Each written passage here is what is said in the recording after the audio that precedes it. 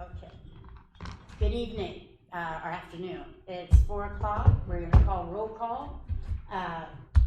Kim O'Connor, I'm here. Kathy Toski, Here. and Cheryl Rios, Here. Elizabeth Martinez, Here. and I'm here, Jan Grist. So we're all here and present and accounted for. Do we have any comments for, public comments for a closed session? No. So then we will then commence to closed session. Thank you.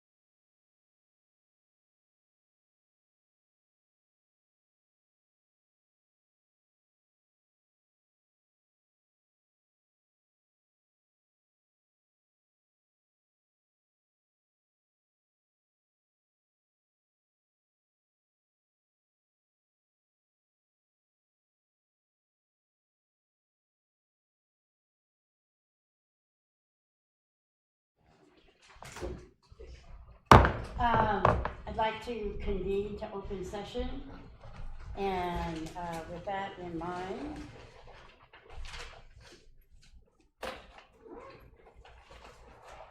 we need to do the flag salute.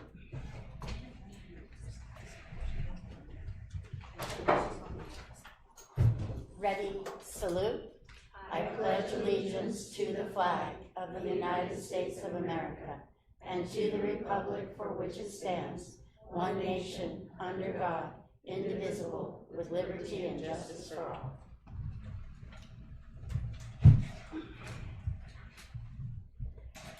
We're going to start our meeting off today with community and student staff recognition, and we would like to talk about the Catch the Wave Student Success Recognition, please.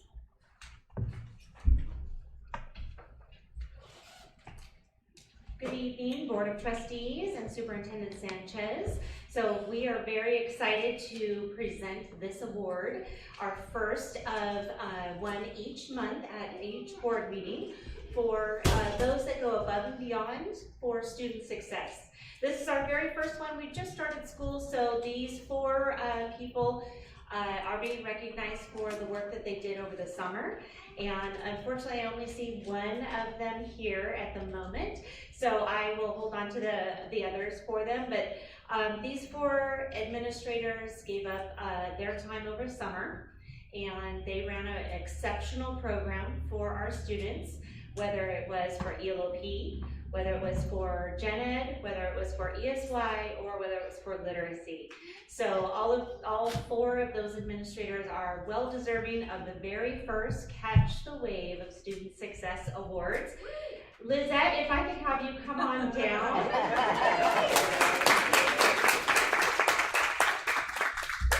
This high quality.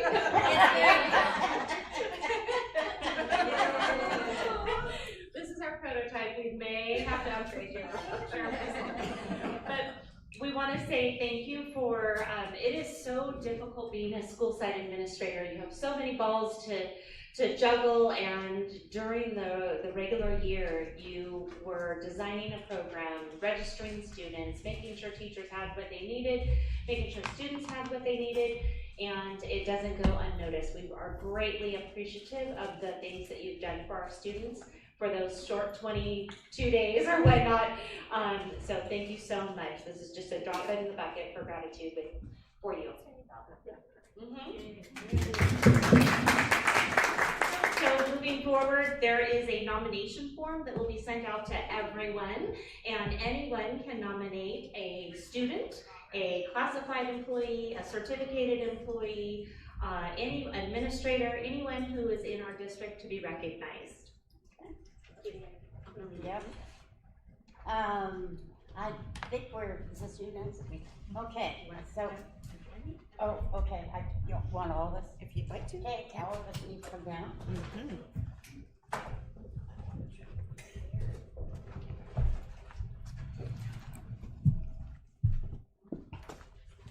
All right. So if we can have our Deputy Superintendent Award come up as well. On behalf of the trustees, myself, and Deputy Superintendent Ward, we would like to recognize and honor our Educational Services Department. And let me explain why. So they are working with all students and all staff to supply our curriculum, support our English learners, support our after-school programs, support our specialized groups of students, and to support our staff, whether it is through NEST, Boost, or our substitute orientation. So they have their day-to-day tasks, and then they go above and beyond. One of the above and beyond moments was on August 3rd, where it was, I would say, dozens and dozens of hours of their collective time in the evenings, during the day, and on weekends to pull together the biggest event that we as a district have ever experienced. We had more than 600, I would say, staff there. We had very specialized modules, more than 60 modules of professional development, a menu to pull together all of the logistics and to work with all of their counterparts here. Every single one of the directors, I think, was impacted in some specific way, but to coordinate all of that very graciously and seamlessly while they're working on all of their required duties to get ready for the year. I think that we most definitely are very proud to honor the Ed Services team today, and we will be giving them some certificates that we would like to call them up one at a time, and some flowers. So first up, Emma Beltry.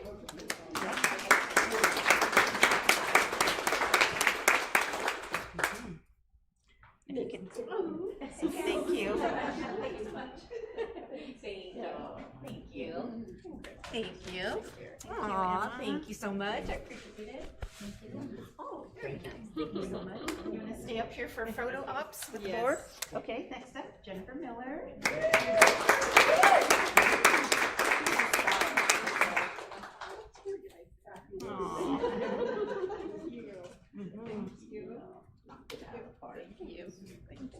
I was holding my breath with Jennifer. We were talking about it in early August. Oh my goodness, you're going to be able to exhale after this whole done. Yes. So thank you. Next, we have Stacy Benura.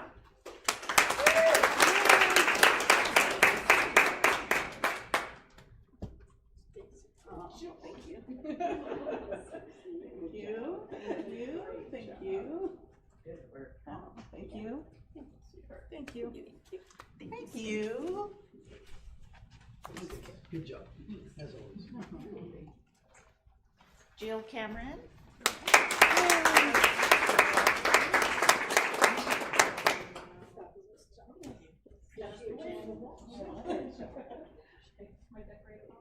I love what you're doing, getting things in here we've never had before. Thank you. Thank you, Jill. Thank you very much. Thanks, Joe. I know she's not here tonight, but I do want to mention Annabelle Alvarez.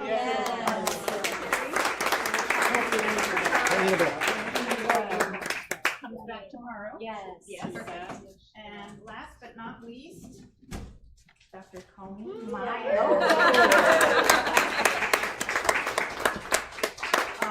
When we move away from the dais, if you look at all the little specific intricacies that are here and present today, each and every table that our staff sat at had these decorations. We had surfboards, we had tropical looking plants. Each presenter was given a gift. Each presenter was given a specialized water bottle with even more gifts attached. They folded like 500 boxes for the lunch. So they went above and beyond. But thank you.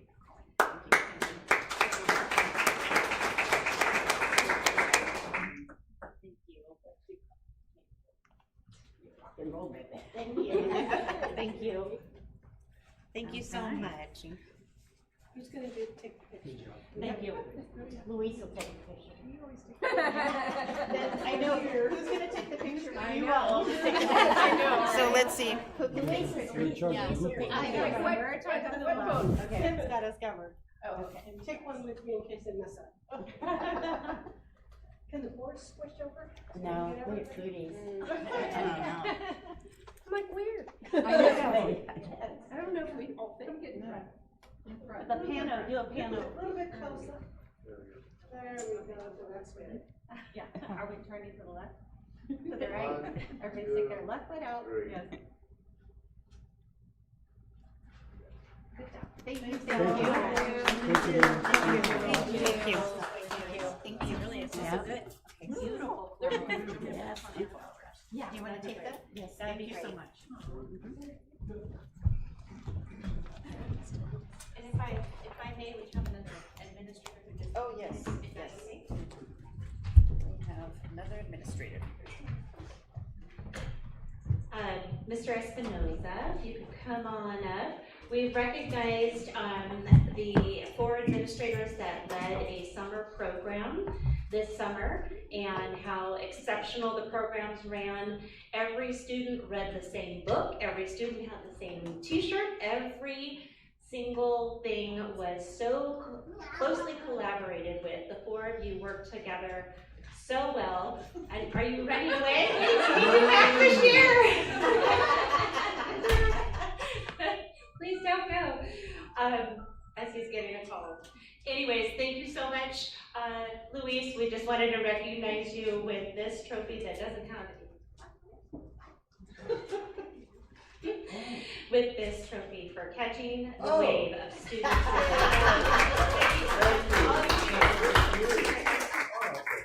Thank you. Yes. Always prepared.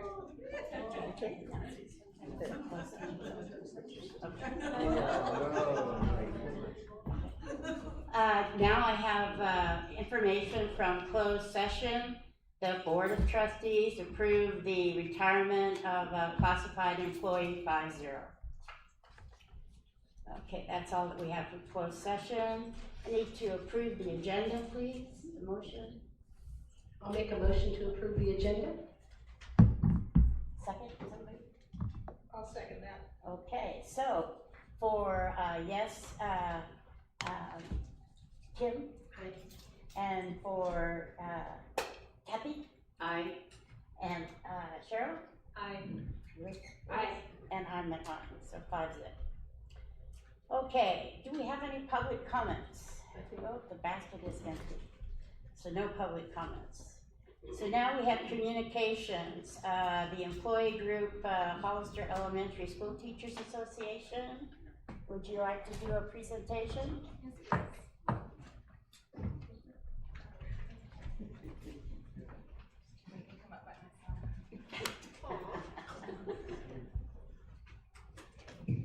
Good afternoon, everyone. Thank you again for letting us to have this time to communicate. We wanted to talk about two things. The first is a campaign that CTA is running. It's Yes on Prop 3.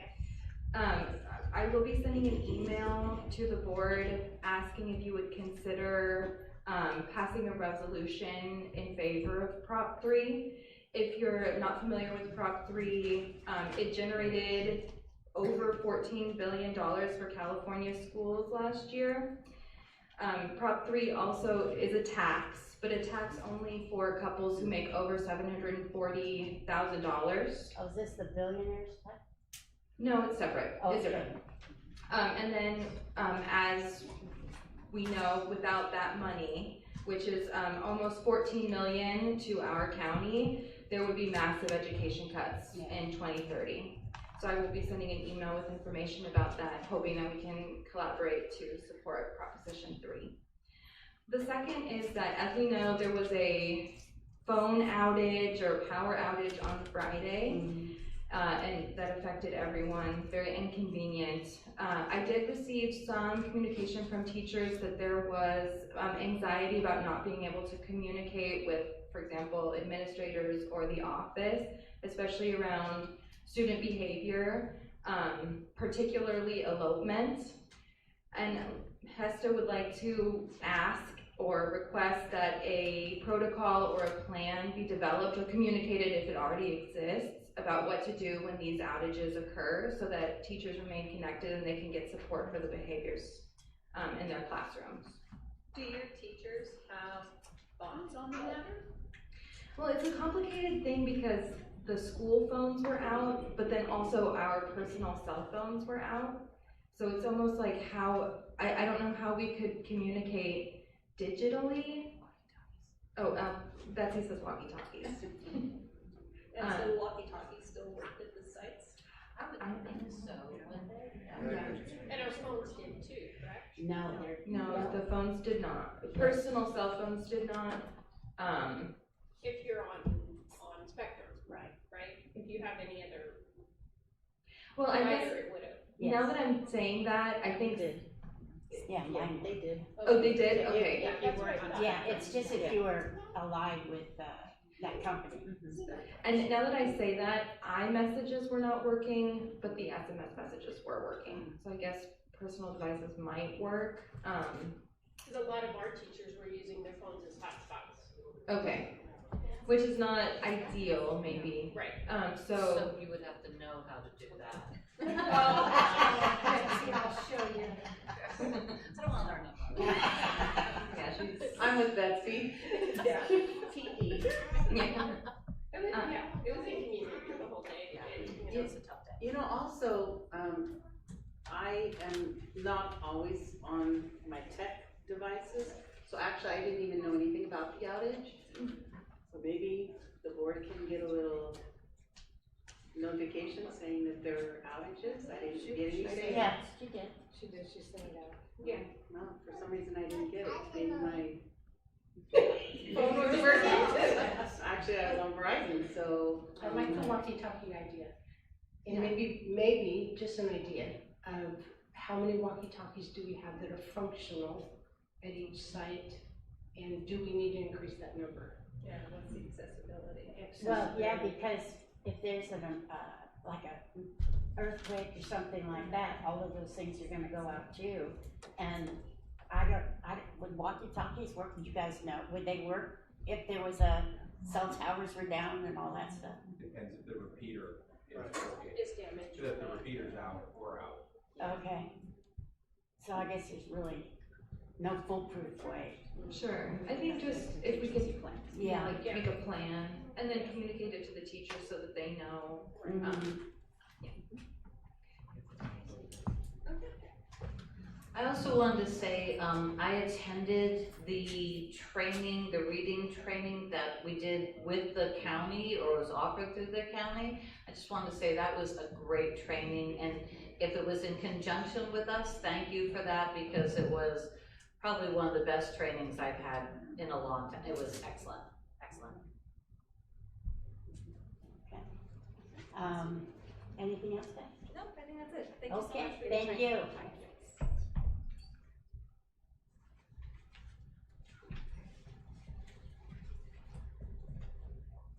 So CSEA, are they going to make a statement? I don't believe so, I don't see anyone. Okay. All right. So now we have the report on summer program report.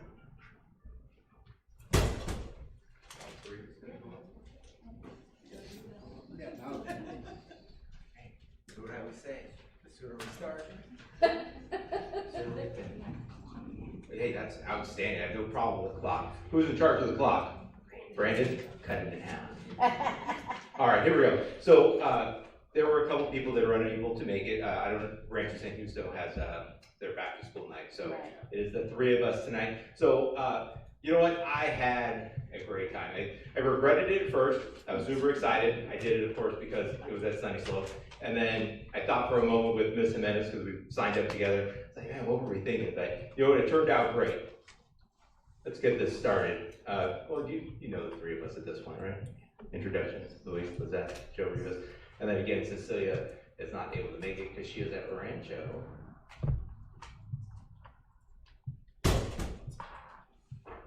Brandon? He said 1 second. Okay. All right, here we go. June 10th to July 9th. For a few people, it was July 10th, but we'll just kind of ignore that. So at Sunny Slope, we had 20 teachers. We had the support staff that was there, everything that we needed. TK to 7th grade, we had 371 sign up, and then 296 finish. I don't know exactly, but about 30 of those 371 never even showed up to begin with. We had the PATHS program, we had our contractors with Youth Alliance, and then our supplemental contractors, Forza Yogativity and San Benito Robotics, which I'd like to send a shout out to Luis for helping me arrange all of that, because he was instrumental, yes. Okay, so I was looking at it's 75 kids is the difference. Yeah. And, which is about 20%. So, we talked, and I don't know who I talked with, about how they have to stay, I think it was Lilia, how they have to stay till 6 o'clock. Yes, and I think that caught some people off guard. Oh, big time, and I think that's what attributed to this loss. Is there some way that we can get some type of waiver for summer school that they don't have to stay till 6? Is that possible? That's outside of my pay grade. Yeah, is it like maybe we need to talk to Mr. Rivas and see if we can get something going legally?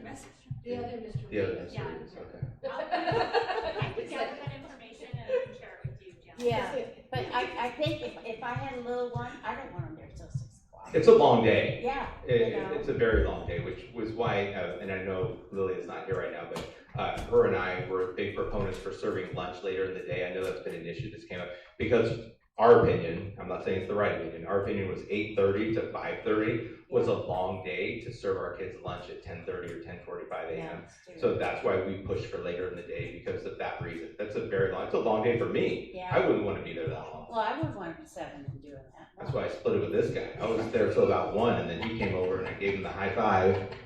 I said, "You're in," and I went home. Well, I just think that that's something that we need to look at. We can get that information. Yeah, because, it's kind of alarming when I first saw it and then you start thinking about it. And there's no way I would be putting my kid in that, so. Yeah. We did make it as fun as possible. Louise Oh, helped with that. absolutely. One book, one school, right? We did Charlie and the Absolutely. Chocolate You picked Factory. the best book. Yeah, it's my favorite. I'm very biased towards it. So I was the one who made the decision. I don't know if everybody else agreed with me, but I said, "How's everybody feel about this?" And they said, "Sure, sounds good."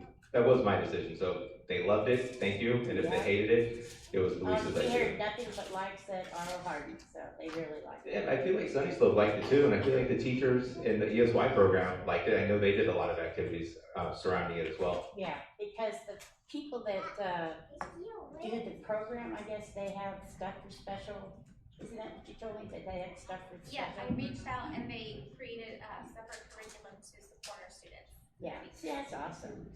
We need to do more of that, yeah. Yeah. And then of course it had the information for the Gen Ed students as well. Are we ready? All right. Designed to support student growth and readiness for the upcoming school year. There were just some pictures of our enrichment program. I know when I was making it, I was thinking, man, it's gonna be small when I show it to everybody. So just zoom in on your computers there, maybe pinch it. There's a lot of smaller pictures and the bigger pictures, but it's just some of the activities that the students did at Sunny Slope. And there's some more pictures. And then there we have some robotics, the yoga activity, and the Forza. I feel like I had something else in there, yeah. Just some more activities that the teachers were doing, and then some of our students showing off their projects and activities. And then it's really small, and I didn't bring my glasses, so I'm gonna need you to read that on your own. As you're scrolling in front of it. And then it's really small. Hey, Brandon, can we get bigger TVs, like maybe 120-inch TVs in here? Or remind me to bring my glasses. But basically what it says is, it was a great program, pretty much everybody loved it, and had great student outcomes. And so then, Lydia's here, she told me to do this for her. She says, the master rotation schedule organized students into 4 cohorts, A, B, C, and D, that cycle through 4 specific stations: reading path, art, CASA, physical activity or SCL, and writing Lexia. Focus on Charlie and the Chocolate Factory, follow-up to reading. The day began with a homeroom period for attendance and daily read aloud of Charlie and the Chocolate Factory. Then it was followed by the rotation blocks separated by the morning recess with the staff. Then it followed with specific staff leads assigned to manage each station activities and instruction. So the photos display the teamwork and partners that it took to make our program successful. Transportation, coordinator Noelia Lara, Youth Alliance Melissa Jesus, Rocio and the team. San Diego Arts Council, Ms. Megan, and our classified and certificate staff. The program was designed to serve approximately 300 students, and ultimately 111 students registered and 92 attended. Although participation was lower than anticipated, those who attended benefited from high individualized literacy instruction that supported increased confidence and skill development. Students were grouped according to their end-of-year path proficiency levels and met with the reading instructor for 45 to 50 minutes each day. Instruction was delivered in very small groups, most often one-on-one, and never exceeding a 3-to-1 student-to-teacher ratio, allowing for targeted differentiated support. Students also participating in writing groups where they applied vocabulary and comprehension skills through activities connected to Charlie and the Chocolate Factory. Additional rotations included art and casa, provided meaningful opportunities to reinforce and extend learning through creativity and enrichment-based experiences. Key progress highlights significant foundational growth. A student starting at the earliest foundational level successfully advanced to level 25 in just 20 days. Steady core advancement. Students across mid-range levels consistently achieved gains of 13 to 18 levels, mastering various phonics and decoding concepts. High-level mastery. Advanced readers continued their progression into higher level passages, with some students reaching as far as level 155. So Luis, quick question for Lilia. Identifying some of these students earlier on to try to maybe have conversations with the parents to get them excited about doing something like this, because you were saying we had potential for 300, but we didn't serve as many as we would have liked. But was it because I don't see that it was as long as 5 o'clock, but No, it stopped. It was. Yeah. Maybe that. That's what Lilia said. Okay.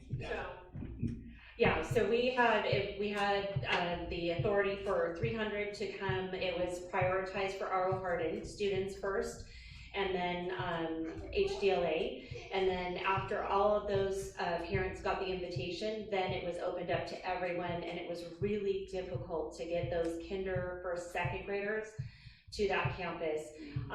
There is the factor that it's an all-day program, but it was, the liaisons made personal phone calls and recruited. It was very, very intentional based on need. Intervention teachers, they had referrals. Lilia did a really great job of trying desperately to get people there, but it was a big ask. And then we had our other program, just the general program, running as well. So they had kinder, first and second there. So it was kind of like, if I have an older sibling in 4th grade, then why would I split them up? And there's a lot of factors, but it was like kind of a silver lining, because look at the outcomes of this. Now we can grow it confidently, knowing we're protecting that schedule literacy all day. So it worked out well. I think even though we weren't able to get all 300 kids there, it was really manageable. Well, see, this is evidence of why we need them to have a shorter day, so that more will come. Yeah. Okay. Are we done? No, not yet.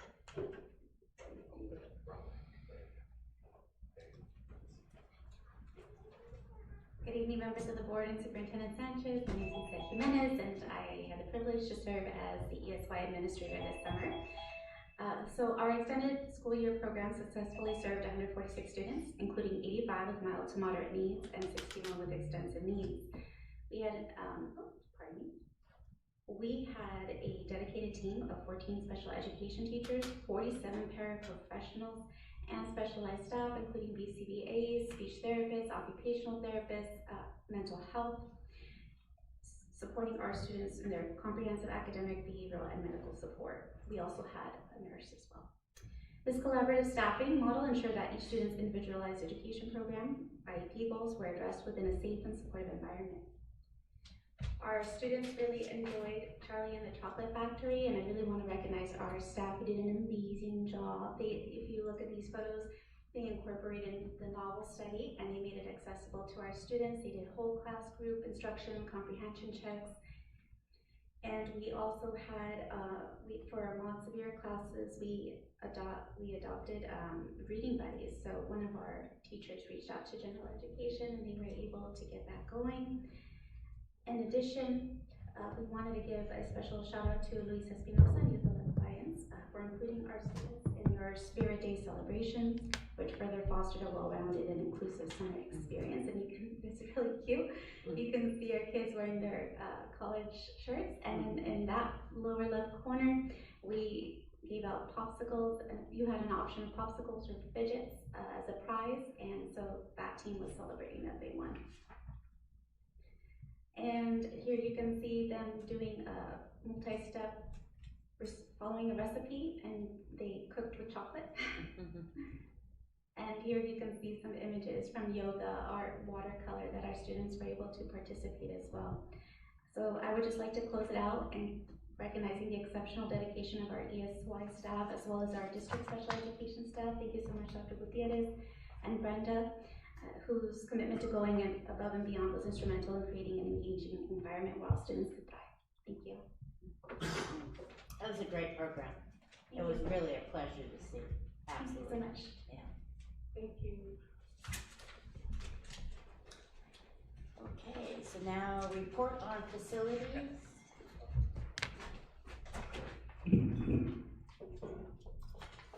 Good evening. It's good to be with you all tonight. My daughter is an 8th grader at Rancho San Justo, and I missed her back to school night tonight. I told her, if you want to see Dad, you could watch him streaming. And she said, well, then you got to give me a shout out. So, giving you a shout out, Olivia, here I am. Anyways, good evening. I did prepare a little something for the board tonight. I'm going to go ahead and be mindful of my 5 minutes that Brandon's going to give me and just jump right in. I have a report here on some of the work tickets that were done, well, most of the work tickets that were done from July 29th until today. We had 19 days within that timeline. There were 40 total tickets that were completed. So quite a bit of tickets that were generated at the first start of the school year. So I anticipate this next month being probably quite a bit more because of back to school and all the other things that have come up. I do want to also recognize the facilities maintenance team as well as the grounds team, as they were actually pulled off quite a bit of tickets. The lower priority tickets to do special projects and such. I put together furniture and assemble other types of furniture for outdoor use and do some work that was necessary for the grounds at Mays Middle School. So anyways, they were moving and shaking, you know, after school started. So I want to give them a shout out as well because they answered the call. Now for our facilities progress update, this certainly is just kind of a glimpse into a little bit that we did, not just over the summer, but also it kind of overflowed into the school year. But I will emphasize that we didn't cause any disruption to any instruction time during the activities that were taking place, both with maintenance and ground staff, as well as vendor activity and contractors. So we're proud of that, and we're very mindful of, you know, instruction time and not, you know, disrupting any of our teachers or our students, you know, during that time. Basically what we're going to cover tonight is some of the completed summer work, and again, this did bleed over into the school year. Some of the proposed classroom capacity we'll look at that I'll speak to a little bit more later. And then, of course, the request from the board a little bit later is going to be for board authorization to proceed with a design-build agreement for 7 new pre-engineered classrooms. Summer 2026 at a glance. There were 4 schools that we focused on, among others. This is, again, just a glimpse into what it is that we did a little bit of during the summer and into the school year. But our focus was on Calaveras, Sierra Vista, Rancho Santana, as well as Mays Middle School and HPS. Some of the specific work that we did, of course, if you go and you look at some of our older campuses, such as Sierra Vista and such as Calaveras and such as HDLA and such as Mays, they're similar in the design. They have these rafter tails that come out that are part of the architectural design, as well as the structural design for the building envelope. They hold up the gutter system as well. Those components of the building have been rotted out, they've been dilapidated, and they were in severe need of some attention. So we were able to get to those during the summer. We focused starting at Sierra Vista, and then we are currently at Calaveras, and we're about 75–80% done at Calaveras. So we're making a pretty good dent in what we endeavored to do. And again, our focus is going to move on to HDLA next, then to Mays, and then to Rancho San Justo. So that's our intention moving forward. Some of the highlights of that work, you can see it, some of the pictures here. Brandon, thank you. Some of the pictures of the skilled workforce, getting to those members and fixing them. They had to actually cut back and replace quite a bit of them. We're putting this powder-coated cap over them now to protect them, and then they're going to be primed and painted. So they're going to last for quite a while after all that work's done. So we're looking forward to that work being completed. There was a gate that was damaged over at Calaveras that we were able to finally repair that had to go through our insurance, and you know how that goes, it takes some time. So we were able to get that done, so you see a picture of that there. Moving on to the next slide. We have the school identification sign, we call that a monument. Most of our schools have them. We're focusing heavily on them this year, on refreshing them, repainting them, renewing them, doing whatever kind of work is necessary. So you see Calaveras there that was repaired and painted. And then again, the rafter tail wood rot repair replacement. I want to focus on why it matters at the bottom. It's kind of small there, but just for the sake of the knowledge of everyone in this room that doesn't understand the magnitude of what it is that's taking place, and the fact that, you know, the focus is there to further prolong the school itself in terms of, you know, making sure that it's going to be something that's not going to rot later on, you know, as years go by. So why it matters, the rafter tails, what they do is they carry the walkway overhangs, and the students pass under those things every single day. If those are left alone, the wood rot spreads from the exposed end grain back into the structural member, the building envelope, and the fascia board, turning a carpentry repair, which is what we're doing now, into replacement. And addressing it now protects the roof's edge and avoids a far larger cost later. So we're focusing not only on the corrective maintenance aspect of things, but also the preventative maintenance at the same time. So are the rain gutters on top of the rafter tails? They are. Are the rain gutters cleared now so that? The rain gutters are in the process of being cleared now, Is yes. it supposed to come? And they're in the process of also being repaired in areas that are leaking. So our focus is not only just on the rafter tails, but that whole system. Yeah, we're supposed to have a lot of rain. Yeah, we are. We're getting as prepared as we can for it. And then I'll finish this off with, question. Go ahead. So on those, do you just saw off the end and butt another?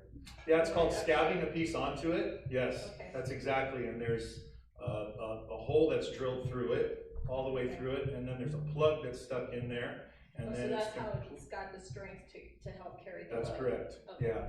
So one would think, well, why don't we just cut it all the way back? Well, then you're not only changing the structural integrity of what it's there for, but you're also changing the aesthetics or the architectural design look of the school. So it wasn't intended for it to be any different. That's why they built it that way, and we want to maintain that. That's what makes the school look pretty. But a big part of it is also painting. 'Cause Absolutely. painting helps, you know, retain the structure of wood. And if we're not staying on top of our painting, we're gonna get more and more of this happening to all of our buildings. So, you know, when we have sheetrock damaged and, you know, water getting in, it just expands the problem. So we definitely have to make sure that, you know, we address it before it becomes a problem, so that we're making sure our buildings are around for much more years to come than any of us will be. Prepping, priming, painting, very important. District painter, anyone? District painter.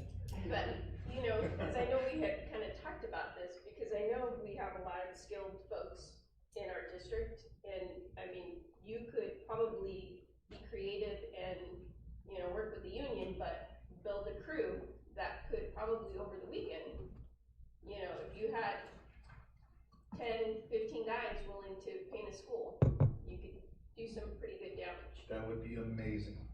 Absolutely. I mean, Thank like you. a proposal. Yeah, thank you for the suggestion. And then, of course, quickly, we were able to pour all that concrete over at Rancho Santana and create a TK kindergarten lunch area there. And our staff, our maintenance crew, all hands on deck, put all these cool tables together with the umbrellas as to create a nice little lunch area for them, so they don't have to walk all the way across campus. We're just gonna keep just the umbrellas, we're not doing any other shade. Shades only happening in the TK play area, Okay. yes. And there's 5 actual single pole, shade structures that are going there that are 20-foot wide yet. So that's, tracking October. And then of course, our focus also was on creating a lunch area for our HPS friends at Mace. Yes. And we added 9 tables there. Did you order umbrellas? Cause I see these picnic tables have umbrellas. We did not, but we are. Okay. Yeah, we did not, but we will. But the tables don't have a hole. Yeah, the tables. They don't, but they will. Okay. There's a way. Okay, we've done that before. We have. Originally it was requested without, so now we're going to make arrangements to do them with. Okay. After purchasing them, so Ugh.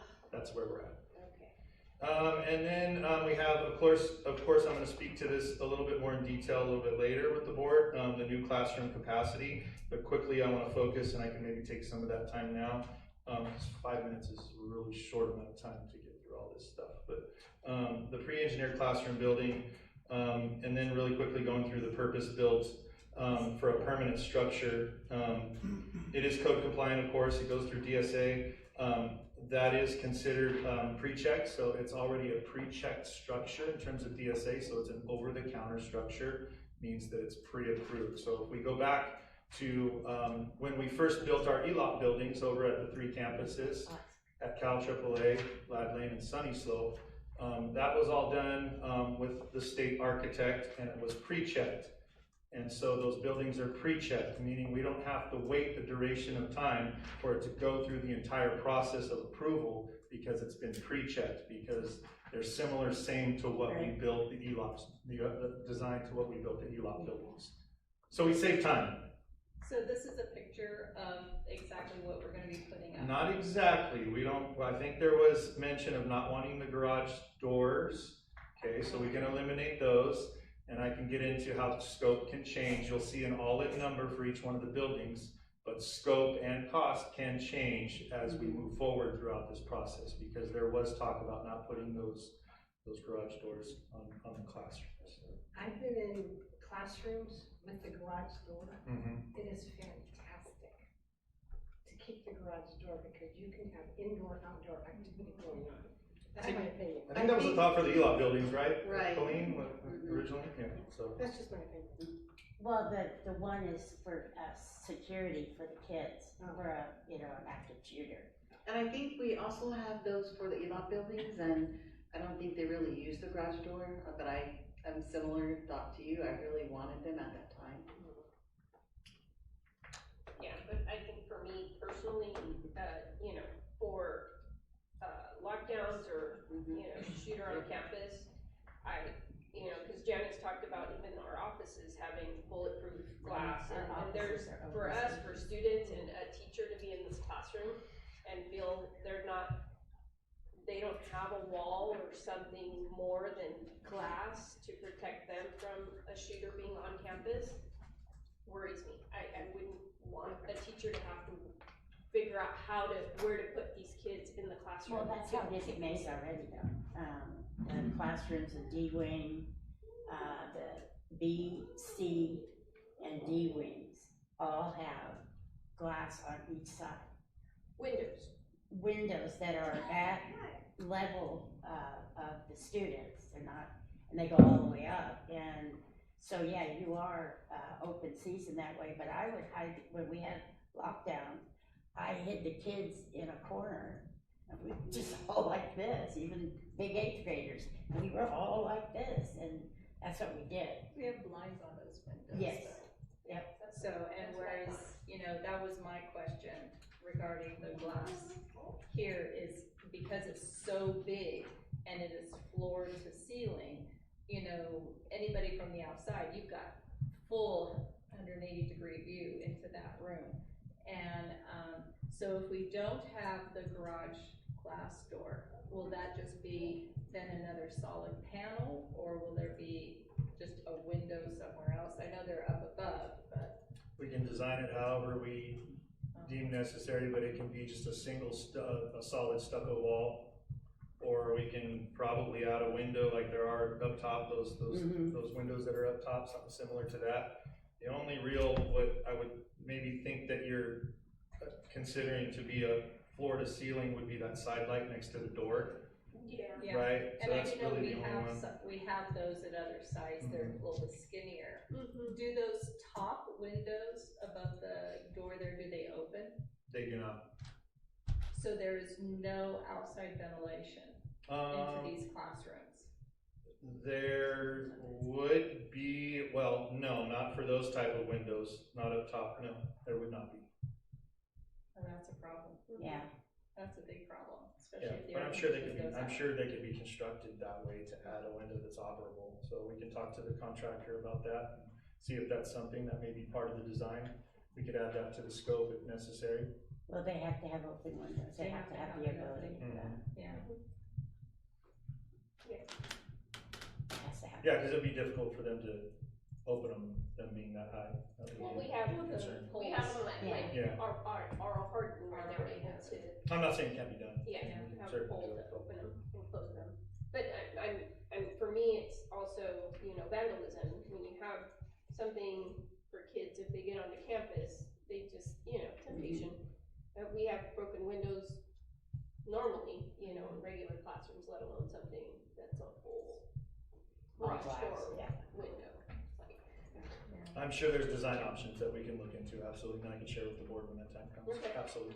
Have we had any vandalism at the other ones that do have the garage doors? The ELOP buildings, no. And mind you, we haven't really had to go and do anything in those classrooms since they've been built, to be honest with you. So,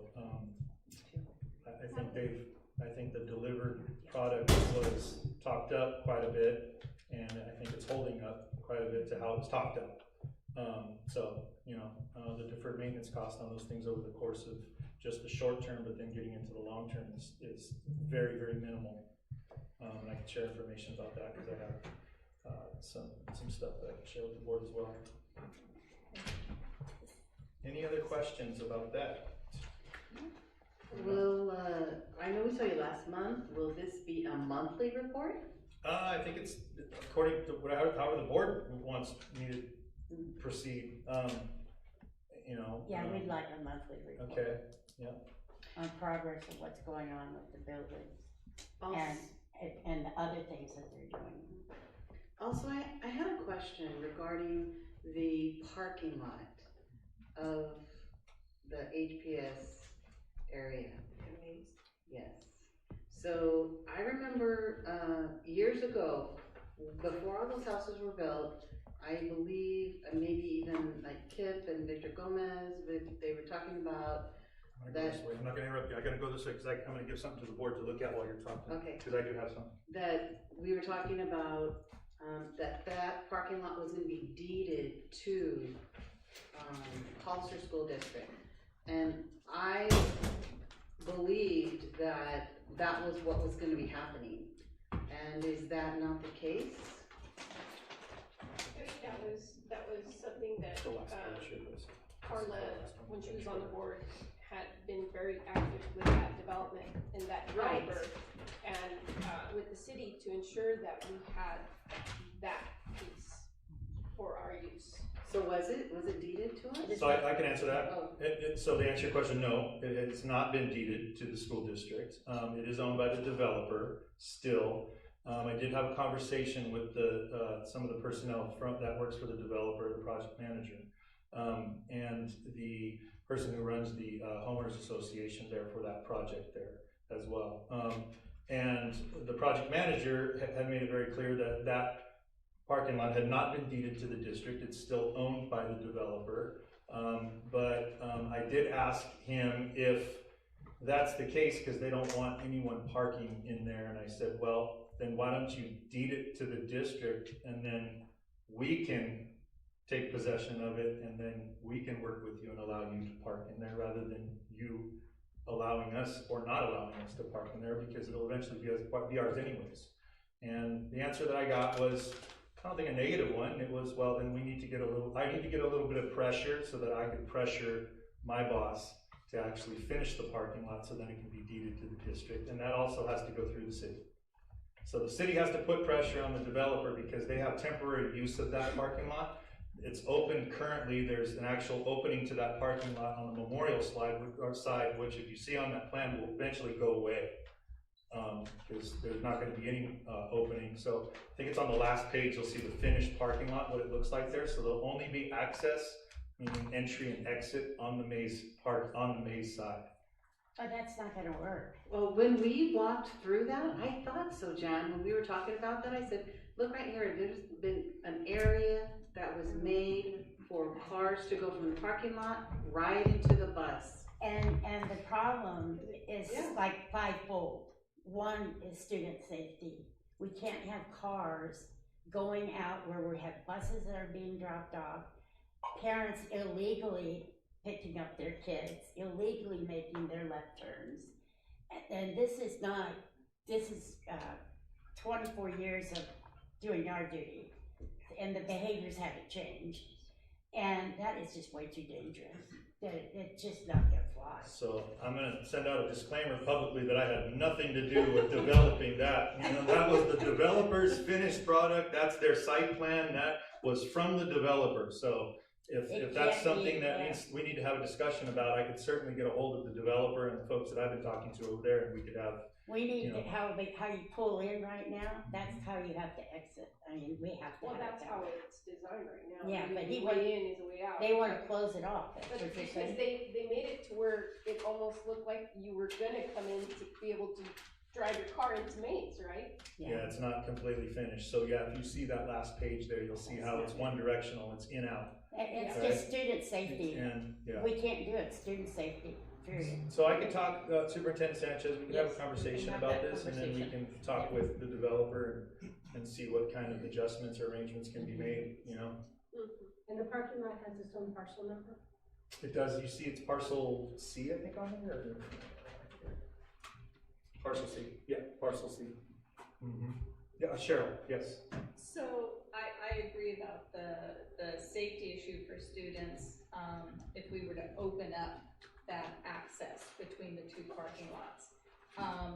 But I think, you know, once we get it, you know, if we put pylon, you know, the drilled in, like what you see in some parking lots, you know, big. We just add a curb. Posts. Metal posts. Or it could be a curb. Yeah, we Put just add a curb. curbs there. But, I have a thought on trying to put pressure, because you had mentioned that if the city got involved to put pressure on the builder or whatever. So I went out to visit Maze and HPS on Friday, and lo and behold, I met up with Roxanne Stevens, our mayor. She is affiliated with HPS. Her daughter-in-law is the principal of all of HPS, I guess, and she has an 8th grade granddaughter out there. And she was talking to Principal Kabibi and I, saying, you know, what do you think the city can do to help facilitate? She was talking about collaboration, about some things HPS wanted to encroach upon Maze about, but if what we need to try to speed up getting that lot, I think we need to have conversations with Roxanne Stevens and the city council and find out what their muscle is that they can put together for us. The city manager. You know, and so she is ready, willing, and able if we, as a district, come up with So we need to anything do that. to help facilitate whatever. So. Absolutely, and the city has given the developer, temporary use of that parking lot. So it would be the city that would put pressure on the developer to finish that parking lot and then deed it to the district. So absolutely. So while whoever it is that's gonna be talking to, the mayor or the city manager, can we please talk about the 2 increases of developer impact fees that we are behind? Are we still behind? Beth? Yes, we are. We are still behind 2 increases, and I know for a fact that San Benito High School is right on track. And we are losing money. Those fees, we don't recoup that money. We don't go back and get that money that we have lost. So we have houses being built and bought. It's changing our demographic on income, and we are losing money. So we need to make that happen. How did you find out? Because I wasn't aware that we were not at full speed. on It's that. been for years. We've talked about it. Well, Beth has talked about it. I've asked that question, so and we she always says, yeah, we are behind. The city wasn't providing her with that information. So, you know. It sounds like we need to go to a city council meeting. So in the past, how has all of that been negotiated, talked about, arranged? Has it been like through only the superintendent? Is it somebody more through facilities? Is it somebody more through financial? Who in our district would be the point person? So we could do a future agenda item if you'd like to give that report, but in brief, we work with a company called Jack Schrader and Associates. They try to get a hold of the city. Both Aaron and I have had the meetings with the city. Beth and I have had meetings where we are trying to obtain that information. So we can come back at a future date if the board would like and provide more in-depth information, and we can continue with the report. I think we should also talk to the high school. I would like to know who the high school uses, because Exactly. apparently they're able to get the information depending on who they're using. So if they're successful with whoever they're using to stay on track, then that should be, yes, so. Okay, so let's direct our finance, our superintendent, and our facilities to engage with the city about being behind in the developer fees, and that we get a report next month, because this is unacceptable. That's not fair to the kids. Right. It's not fair to the kids, and that's what you have to say to them. It's not fair to the children. You are shorting the children, and that's the bottom line. When they don't pay their fair share, that means that six-year-old is not getting the money that they should be getting. And also looking to see who the high school uses. Yes, and find out how the high school's doing it. But more importantly, it's a moral issue. I mean, I can't believe, it's business, I guess, but a city is supposed to be for our benefit, not to take away from children. And that's what they're doing by not demanding these fees. And I think that, if you want me there, I'll be happy to say that to you. More than happy. Well, I think I'm just gonna put this out there, while you're talking to the city, We'll move it towards you. while you're talking to the city, see if there's anything they can do to support HPS acquiring the Kmart building. Because from what I hear, our various city departments along permitting and inspections and that sort of thing can take, a month of Sundays. So, if she is really willing to put the city oomph behind some things, whether it be the cost of acquiring the building or just making sure that I know she's only gonna be in office until I think January or something. Yeah. But she can plant some seeds and set some things in motion perhaps. Well, and the city council too, I mean. Right. We need all of them to be doing this, and it has to come back to the kids. I think sometimes we don't reference who this affects. And it is totally 100% the children when we're not getting the money that we should be getting. And once you start reminding people, it's not about me, it's about the children, then they kind of pony up. And we will do that as we connect with the city. Yeah. So the other piece is, the other money that also hasn't been paid by the city for the agreement that we have for the use. Yeah, that needs. That something that we need to put them on notice. I think, you know, the contract that we have stipulates, you know, a certain amount. And so believe me, if we were late in paying the city, whatever we owed them, they'd be knocking on our door. We should Or charge they them would be interest. invoicing us. So not paying what we've agreed to through this contract is a breach of contract. So Well, either- and it's also a breach to the children, it again. is. So again, money that goes to the direct needs of our students is something that we can't delay. And I don't think the taxpayers are happy about it either. You know, they're paying those taxes, for them to be reimbursing us to keep the fields going. It's ridiculous. Yes. So I was in a meeting with Anna Cortez, the city manager, and she was discussing how close to the brink of bankruptcy the city of Hollister is, and that she has proposed several times workforce reduction has been met by great resistance from the SEIU union, and that we all need to pay attention to what's going on, especially pay attention to the very, very, very large salaries. This was stated publicly.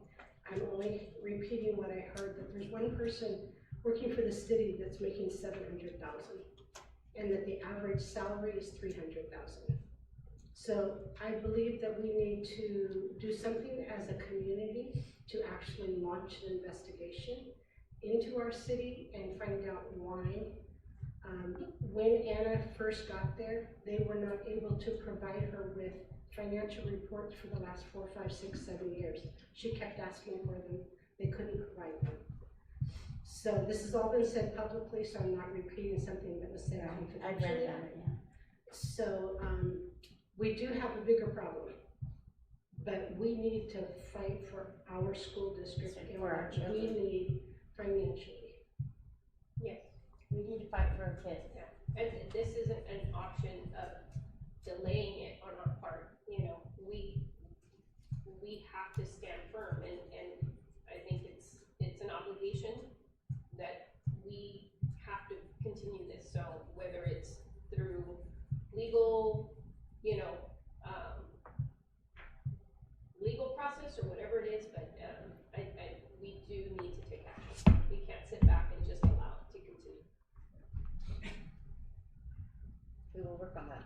Yep, absolutely. We interrupted your No, report, that's, I'm yeah, my sorry. report's done. All right. Thank you, Erin.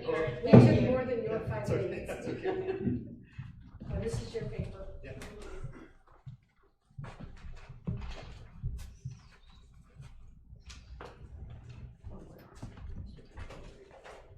Okay, we're ready for the superintendent report.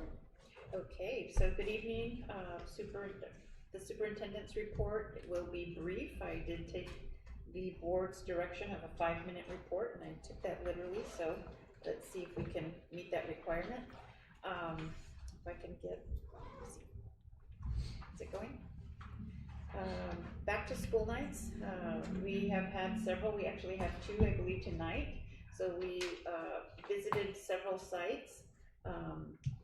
Deputy Superintendent Ward, myself, split up the sites. We also had some trustees go to some of the different back to school nights. So thank you to all the staff, and that is the teaching staff, also the classified staff that help get our schools ready to receive our students and our parents.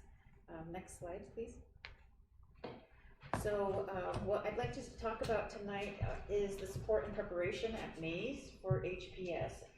Moving HPS to Mays was a board directive that I believe took place more or less around April. I can get that date if we needed it to. But what has happened is that we've worked with the developer, and specifically when I say we, I mean Aaron. He has had multiple conversations, as he just briefly shared. He has had consultation with the fire marshal. There's been allocation of the full grounds team for at least 2 weeks to create that temporary alternate path of travel. And what that does is it keeps the 2 student populations separate. Back in the spring, 2 of the trustees and myself attended a town hall at Mays with the HPS families and the Mays families.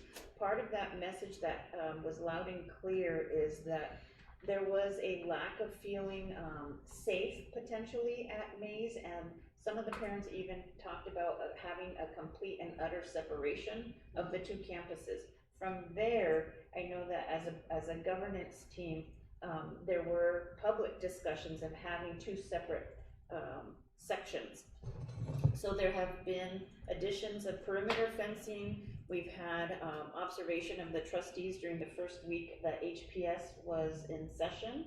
Thank you for coming out. We also have had executive bathroom installation during the week of this current week. We've upgraded those restrooms.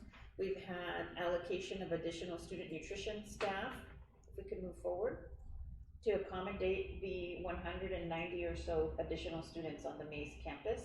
And there are about 20 to 23 additional staff representing HPS on the Mays campus now. So there is additional fencing between Mays and HPS throughout the different pockets of area at Mays that would, if the fencing hadn't been placed, then there would be a mix of the students. We've created an additional student lunch space, like Erin said, the lunch tables. We've had at least 2 full meetings with HSD and HPS leadership to discuss how's it going, what were the plans. Also, Principal Kabibi has not only launched a new school year, but she's also worked on the daily details and daily communication with the HPS principal of what is working and what is not working. She is very, very diligent in that communication and identifying and addressing any things that come up and rise to her level. So she's calling attention to that. There have been at least dozens of hours of work on the upcoming facilities agreement. We will be bringing that to the board in the next month or so. We've also had a rotation of district leadership during the first week and a half, while HPS has been on calendar. We have been taking turns going out there and supporting and just checking in with Principal Kabibi. Next slide. Additionally, to accommodate HPS, they have access to our Wi-Fi network because they weren't able to have that going for themselves. Next year, I believe they'll apply for an E-rate and try to address their needs through that way. We've also connected them with janitorial and sanitation, a vendor who made a donation to HPS and provided free dispensers and free products to get them launched and going. So that was a benefit to them. If we can move forward at 24 seconds. So we have next steps. We have a proposal for concrete or asphalt. I think it's going to be concrete for the alternate path of travel. We have that upgrade to the temporary restrooms. We are going to share an e-bike policy that will be up and coming. We have continued communication as we work out the daily details. It's a new thing, so things are going to arise. There's my beep. And we will be reporting to the board the investment of costs to make this move happen. Okay. Can I make one statement on the e-bike policy? Yes. We need to have that for all our schools, not just. Oh, yes, it will be a district-wide policy Okay, that we're good. gonna adopt, and then we're gonna share it with them. Thank Okay. you for the clarification. Okay, good. Next slide, please. And kudos to Principal Kabibi and the Mays staff for their Yeah. flexibility and allowing a whole new school onto their space. They have been full of grace, and they have been extremely, I would say, accommodating to allow for this to happen. So thank you. But I think we also have to really be watchful about the asks that, you know, and how long they're gonna keep coming from HPS to Principal Kabibi. You know, we've set kind of our expectations, our parameters, and, you know, just in the maybe 10 minutes or so that we were talking, it was, okay, well, how do we get access to basketball? How do we have shade for the tables? How do we, or can we get access to the gym? Can we get access to the garden? you know, and so, and to all of those, it was no, you know, and it was because somewhat on their own, you know, they shot themselves in the foot by doing some things. And the other thing that I know Ms. Kabibi had mentioned to me that she really is going to be mindful of is their yard supervision. That she has seen their students climbing the fencing that we just put in, you know, and different things like that, and she doesn't see yard supervision out there. So I think we need to be really mindful, and if we can, maybe, but that's not what our original plan was. Yes, the agreement that will be coming to the board in regards to the facilities and the amendment to allow for HPS to be at Mays will be addressing some of these items very specifically and in writing as to what they have access to. Okay. But we're also gonna have to, that's a safety issue if they're climbing fences, so. Oh, yes, that is separate, that student behavior, yes, that's separate, but when it comes to facilities and having extra access, that will be addressed in writing in that agreement. Okay. Thank you for bringing that up. Thank you, Brandon. Thank you, Brenda. I appreciate the pink instead of the red. Very sweet. Okay, are you done? I am done. Okay, so now we have the approval of the board minutes from July 28th, 2026. I make a motion to approve the board minute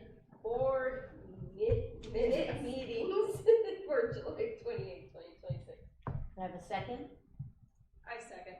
Okay, so, Kim? Aye. And Kathy? Aye. And Cheryl? Aye. Liz? Aye. And I'm an aye, 5-0. Okay, now we're going to go to discussion action items. And our first is a discussion of the 2025-26 financial report for LEA Medi-Cal. Thank you. I'm bringing this to the board this evening because there was an inquiry as to how much money we earned from LEA and what we spend it on. This is their financial report for last year. They collected $1,098,000 from billings and backcastings, and you can see what they spent it on. It's broken up between various programs. The first page of the report talks about a goal that is more of an administrative type of a goal and not necessarily listed or attributable to, say, special ed or anything else. So in there we've got one nurse, we've got some health aides, excuse me, I got a frog. We had entered into an MOU with CSEA to extend health aid time. We were anticipating that it would start during the 25-26 year. For various reasons, little speed bumps, it doesn't actually start until this year. So there was very little actual cost last year. And then we have some clerical personnel. We have one staff member in the business department that does all of the reporting that is necessary in order to get the larger chunks of our money for LEA. So we have money that comes in two different types. One is for practitioners who are giving medical services. And all of those practitioners, well, not all of them, but I would say that the vast majority of those practitioners are working with the SPED department, but it also includes our nurses and our health aides. And then there is an overall amount that we get to bill through our CRCS reporting, which is a very weighty report, but it's done by Jackie and our department, formerly Rosa, did it for years, so I've got two really talented ladies in there.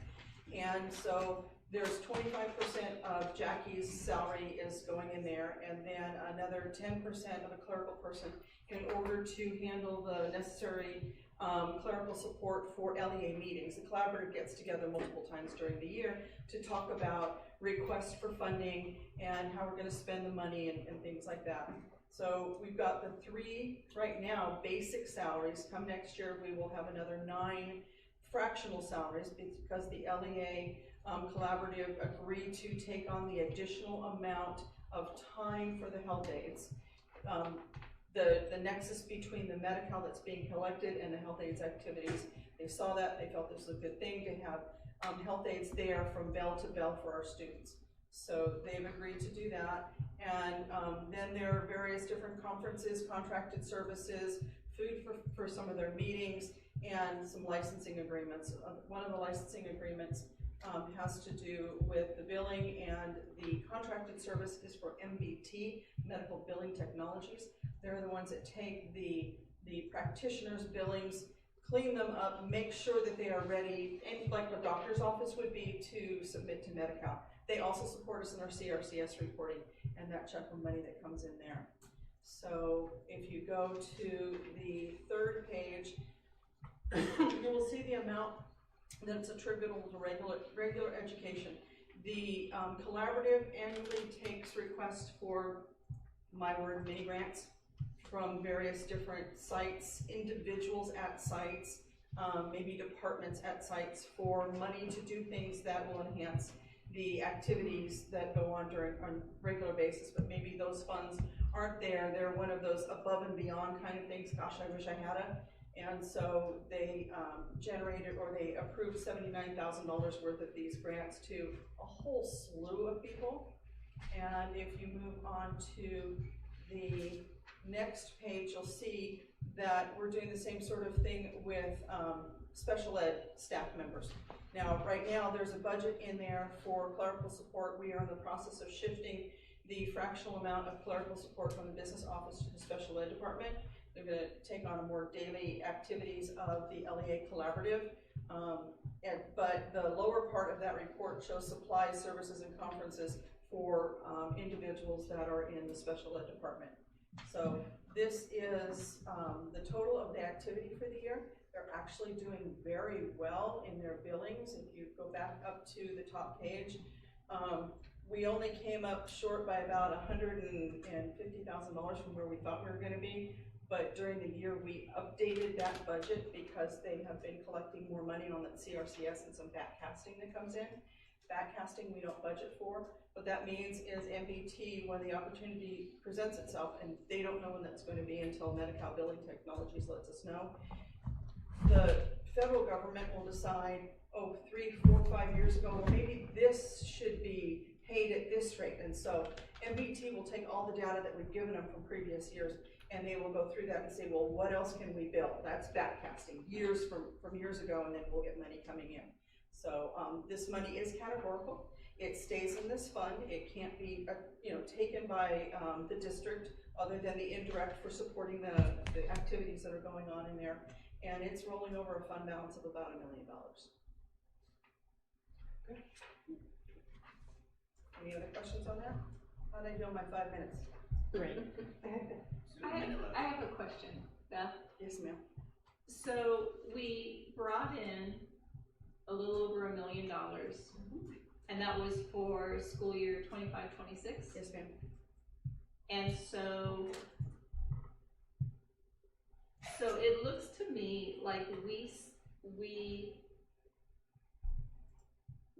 take care of a lot more salary kinds of things, people benefits, rather than for students. I I'm disagree. looking at these. I disagree. The nurse is right there on the front line with the students. Right. Your health aides will be. You're not going to be able to get away from staff that is going to be necessary to process the payments or to support, the LEA collaborative. You're going to have to pay for that, and those percentages have not changed since long before I got here. Rosa tells me that the 2 staff members, it was a fractional portion of the Secretary of Sport Services in the business office, and then it used to be 25% of Rosa's salary. Rosa is now our accountant, so it's a replacement. Those percentages haven't changed. So I don't know that I would not characterize it as much. However, having said that, there will be more next year for health clerks, the additional 1.5 hours of health clerks. And there are consistent applications for, can we pay for this? You have to do it for a couple of years anyway, because usually it's the middle of the year when they make that decision. And we don't lay people off halfway through the year. Well, once they get somebody, it's like getting a puppy. you get a really nice one and you like it. And, you know, we got a great nurse with the LEA funding. We're not going to be giving that nurse away or giving that nurse a notice that she's not gonna be here. She's doing a fantastic job in collaboration with the other 2 nurses that were here. So we do give them that counsel, but they do look at things very conservatively, and they're worried about their money, as they should be, but they've got a lot of money, they're earning money more than they're spending, so.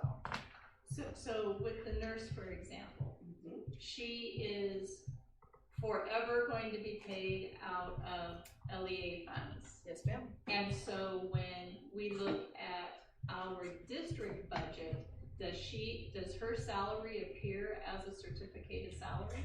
It is a certificated salary under a categorical program called LEA Medi-Cal. And that's on your big district budget? Yes, we have 3 nurses in this district. They are all certificated salaries. One is in a categorical budget called LEA Medi-Cal, one is in a categorical budget called lottery funding, and one is unrestricted. Okay. And they're all in there as certificated salaries. Because what I'm concerned about, is I also see $100,000 for contracted services. I'm assuming that's some of our contracted. No, ma'am. No? That is MBT, Medi-Cal Billing Technologies. So we pay them $100,000 to take care of our billing? Yes. Okay. All of our billing, whether or not it's the current billing that's being done by the practitioners, or whether or not it's the annual CRCS reports, or it's the backcasting when those opportunities come up, they pay for that. Because why I look at there being so much money in people is that, and correct me if I'm wrong, if I'm looking at the wrong place, because that happens a lot. But when I look at, is it page 3? Although it says 4, maybe I did. It says page 4. The regular education, and I see classroom/office supplies, at only $29,000. I see special ed, I don't even see anything for them in terms of things that would look like they are student oriented, like extra devices or things that are outside of what the district must provide. And yet I know that there are requests for things, and yes, conferences are a big one, but also, I keep hearing from different people that, they can't get a requested device for a student, or they'd really like to have this particular thing for in their classroom. And, so I don't see, or where would I see those kinds of things? That would be in supplies. So if you're on the special ed page, it is supplies, and it's $29,663.83 for this past year. Right, so 29,000, and then general ed was another 29,000 out of $1 million. That's how my simple math brain looks at things. No? No, general ed had 10,000. And then Okay. these are requests that come to the and LA. 29. She's right, there's 2. These are the requests that are coming to the LA. Yes. So these are the requests that are coming to the LA Collaborative. Any staff member can provide an application. They can do an IK-12 for LA funding. The team considers it. It has to benefit students. It has to typically be health related, SEL related. But there are things that, for instance, the team has approved that are related to PBIS, because PBIS has an impact in those areas. We can't provide devices that are on students' IEPs because we have to provide, that's our, where we supplanting. But I would also say when it comes to staff, it's encouraged to use these funds for staffing, for instance, a mental health practitioner, a nurse, a psychologist, for instance, although we don't have any for psychologists at the moment. Reinvestment of funds for the people that generate the funds. And so that has changed. The laws evidently have changed in the last few years because when I was involved with the LEA, you could not use it for salaries. It would be for a new position. And then yes, there have been some adjustments to how the funds can be used.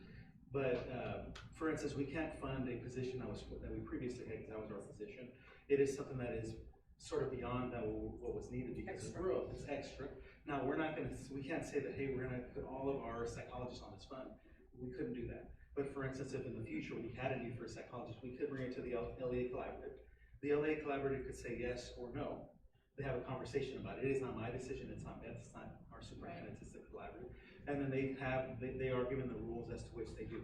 We have, and they have actually declined positions, not just because they didn't think it was necessary, because they said, hey, we need to look at our process. Maybe we're not looking at our process, you know, and let's hold, but maybe that's not an expense that we need at the moment. Let's explore the future. But it is a good thing to use these funds for positions that do reinvest, because what you're doing is there are positions that we're going to be able to fund. They're going to do the Medi-Cal billing, and the teams that are doing assessments, they bring in a lot of the money. Now, nurses don't do a lot of assessments, they do the services. We still get funding for them, and we also have our partners, you know, that are doing the general education counseling. They're also billing. They're also looking at another avenue, CYBHI, that is going to support that realm. So we're going to have funds to support students over the long haul. And the nice thing that it's related to health, it's an increase in health. We can actually use the funds now to support, for instance, if we have a mental health practitioner that where their offices are not up to snuff, and we need to provide things that are going to help, that are going to support that practice, we can use funds for that. It's a limited amount of funds, but we can, for instance, build a new facility with the amount of funds we have at ACE. We can use those funds for those practitioners to make sure that they're serving the students. So at what point, so you had mentioned that, you know, we couldn't put all of our school psychologists, for example, on LEA because they're already part of the district, right? And you know you're going to maintain those. So at what point do we look at, just using your example of the school nurse, fantastic school nurse, we want to keep her and all of that, so we brought her on through LEA. How many years down the road do you say, well, you know what, she's a regular Hollister School District employee, and you will never say that? Nope. So she was brought on with categorical funds. She can only be released from those categorical funds if there's a lack of those categorical funds. She will be in there forever. And those funds are reinvested. So all our SEL folks, all of the, I'm not talking about the clerical who deal with the billing, but anybody else. So once you bring them in through these funds, they're in. They will never be part of the general. So, you ask a good question, and I can give you a real example. We used to have more time in, I'm sorry. We used to have more health clerk time in LEA, and then we had to lay them off when LEA funding went down. And that probably precedes me by at least 5 years, maybe 7 years. We are now in the position where we can bring some of those hours back, maybe augment those hours. They will stay in there as long as the funding is there. It's categorical funding, and so it falls under those rules. And that's one of the reasons why the collaborative is so very attentive to adding staff. This is, the intent is not to use this 100% for staffing or to supplant, because we certainly can't supplant.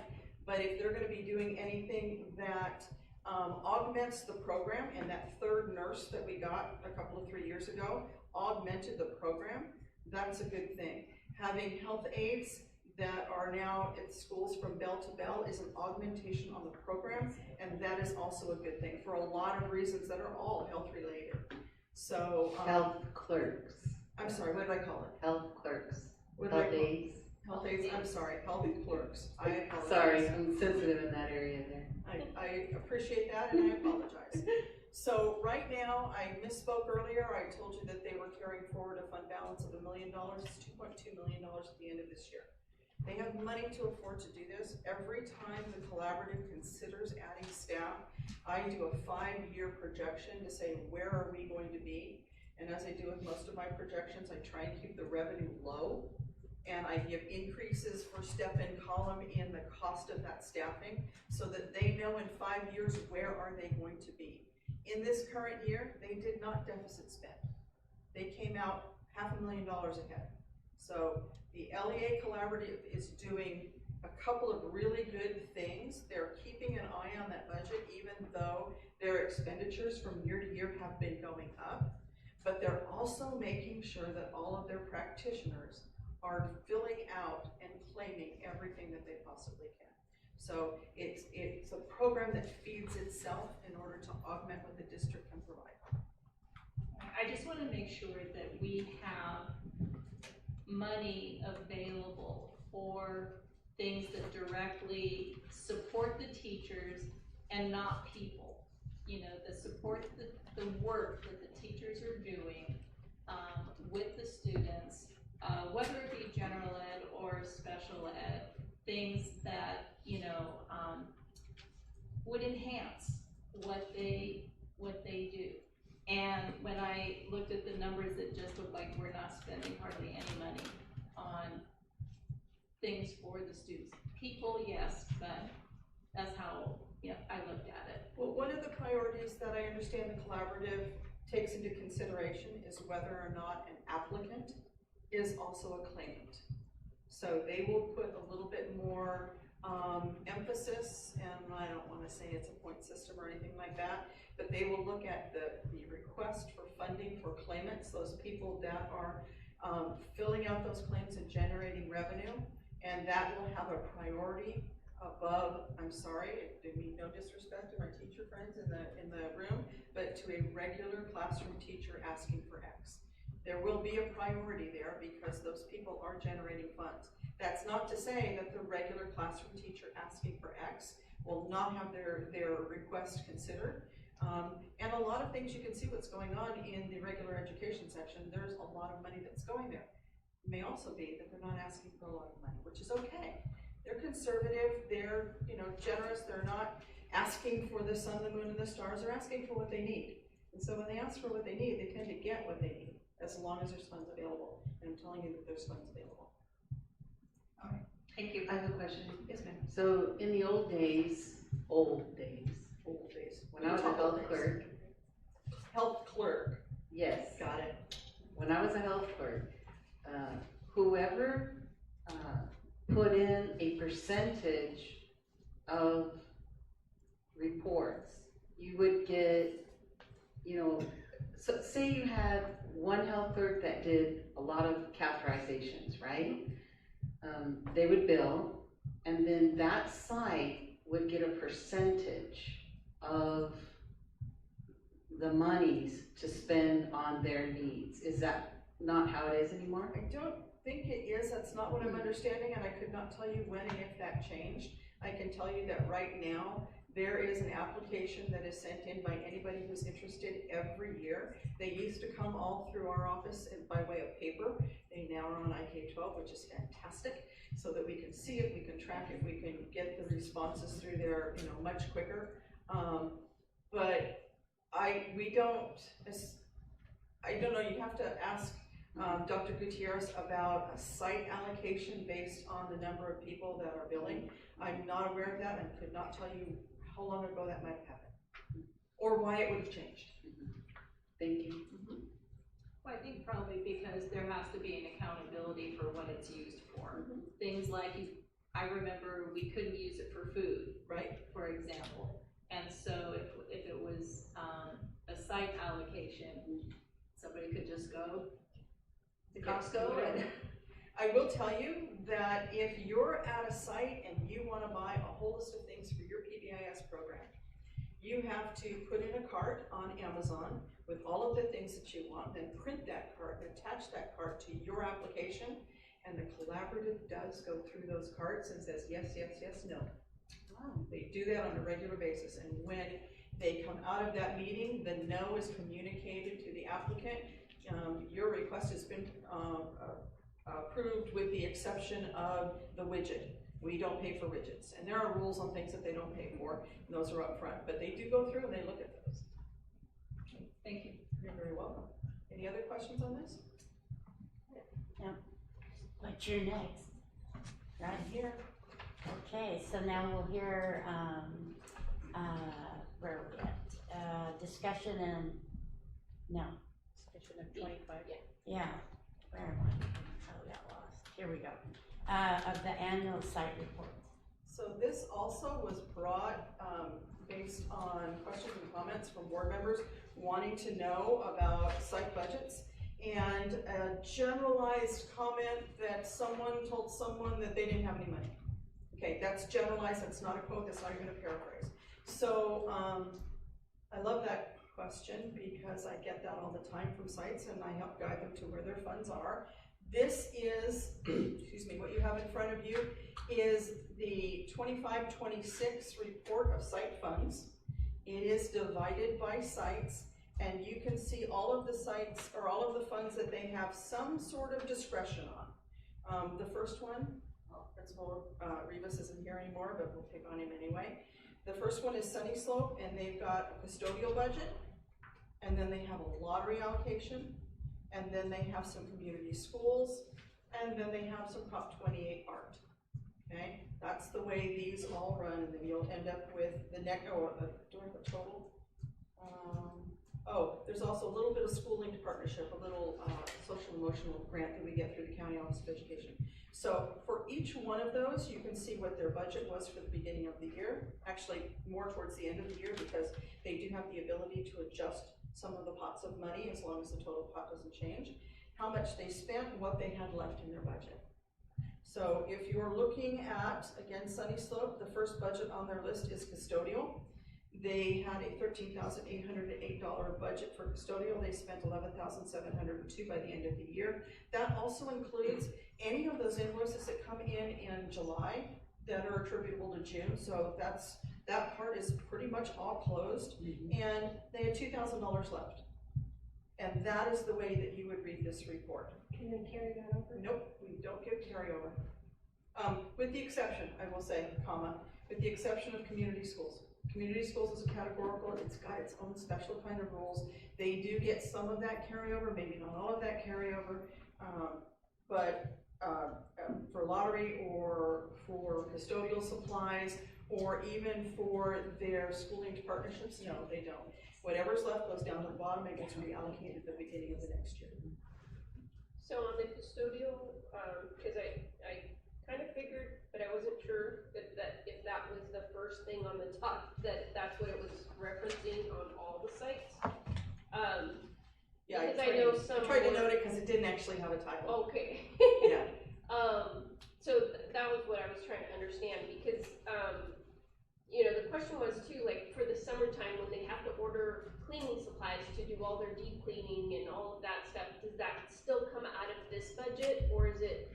Because it's right as school's leaving, they're starting their summer cleaning. So the same materials that they would use during the school year are the ones that they would use for deep cleaning, whether or not they're just hitting everything really big, or they're cleaning up an accident that a student had in a restroom or on a carpet somewhere. It's the same sort of thing, so it does come out of that budget, unless it's something that's directed by the facilities department. And I'm making this up as I go along, but they take a team of people and they deep clean certain campuses. They put a lot of attention at campuses. The facilities department's making sure that those materials are there for that. So it's a yes and a no. They, most sites will make sure they've got a certain amount so they're ready for the beginning of the next school year. They'll know that they're going to be doing this during this period of time, so they need to have maybe more disinfectant or something along those lines, and they'll order that ahead of time. Or they'll order it at the very beginning of school because the custodians are there in July, and so they're ready to go and can get those supplies. School sites will put in their orders for the beginning of the school year, July, as early as May. So those purchase orders are in there, those requisitions are created, and so they can have those supplies. So I can't speak to the behavior at the school as to making sure that they've got however much they have at the end of any particular school year, but they have a budget and they absolutely can spend that budget. And if they think that they need more, they usually reach out to me and I direct them to places where they can find it. So I mean, in the past, the lead custodian generally had a good understanding of what their overall either monthly budget or if it was for the year, but they also had, their order, where they could place orders, an idea of how much a box costs, how much chemicals, so that they are conscious of this product. If I order 20 cases of toilet paper, it's going to cost me, $5,000, and so that way you're kind of, because the concern was last year was that they had run out of money and they were having to barter with other sites to ensure that they had toilet paper or they had paper towels or they had whatever it was they needed.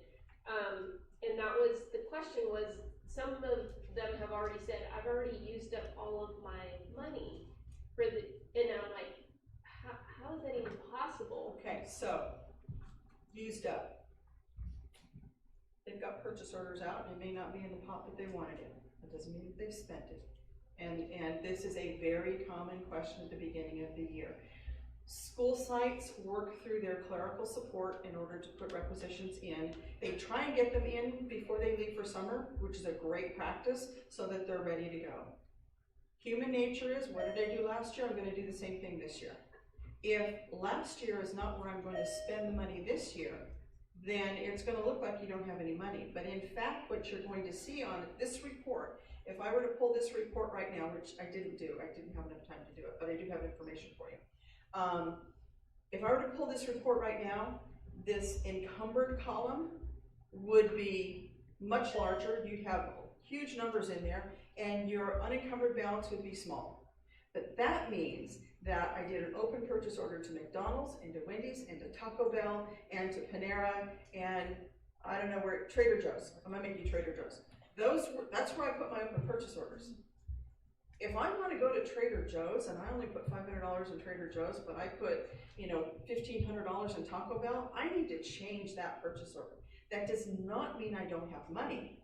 It just means that I've said, I'm going to spend here, and now I've changed my mind, and you have to change those purchase orders. We facilitate the changing of purchase orders all the time. Can you lower my Taco Bell purchase order by $500 and add that $500 to Trader Joe's? We do that all the time, because they'll change. They talk to each other. Somebody finds out that they can get exactly the same mop at someplace else for 2/3 of the price. And okay, I want to do that because I can get more money out of my budget by doing that. Well, if they don't communicate that necessarily to their front office staff, then the front office staff is not going to know when they make the beginning of the year purchase orders.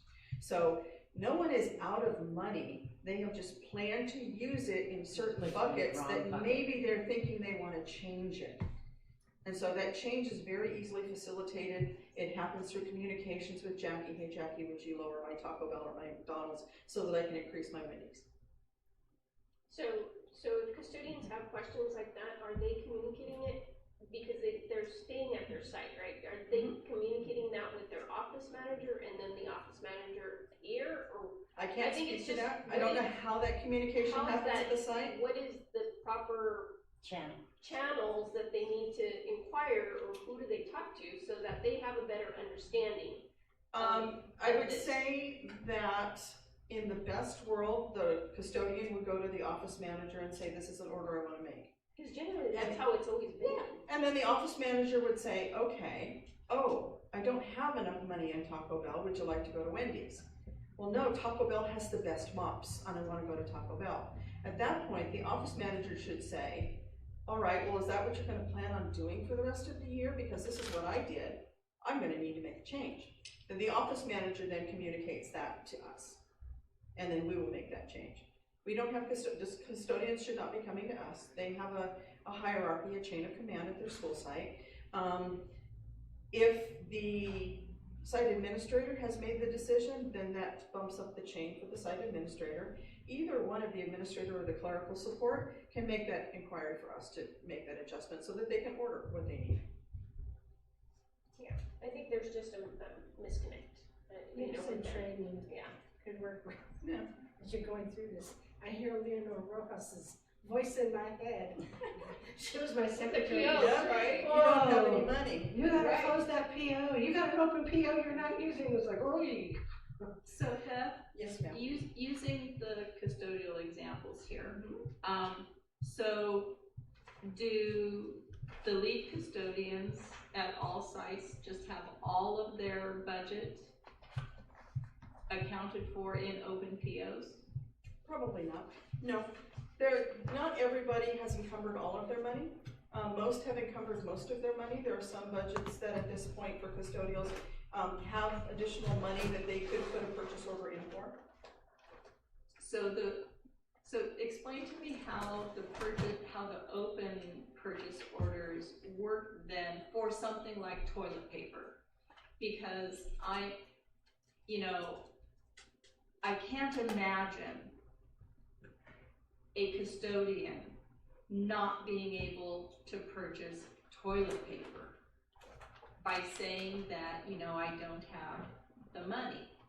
Just like a teacher has to be able to get pencils and paper and tissues in their classrooms. And so I'm not understanding how this open PO thing works. So rather than having to plan, I need 10 cases of paper right now, and I'll have to think about what I need later when I need it, and then put in something for 5 cases of toilet paper later, and then 7 later, and then continually doing that and being on top of it and doing a whole lot of paperwork. An open purchase order allows you to put in a purchase order to, say, Costco for custodial supplies.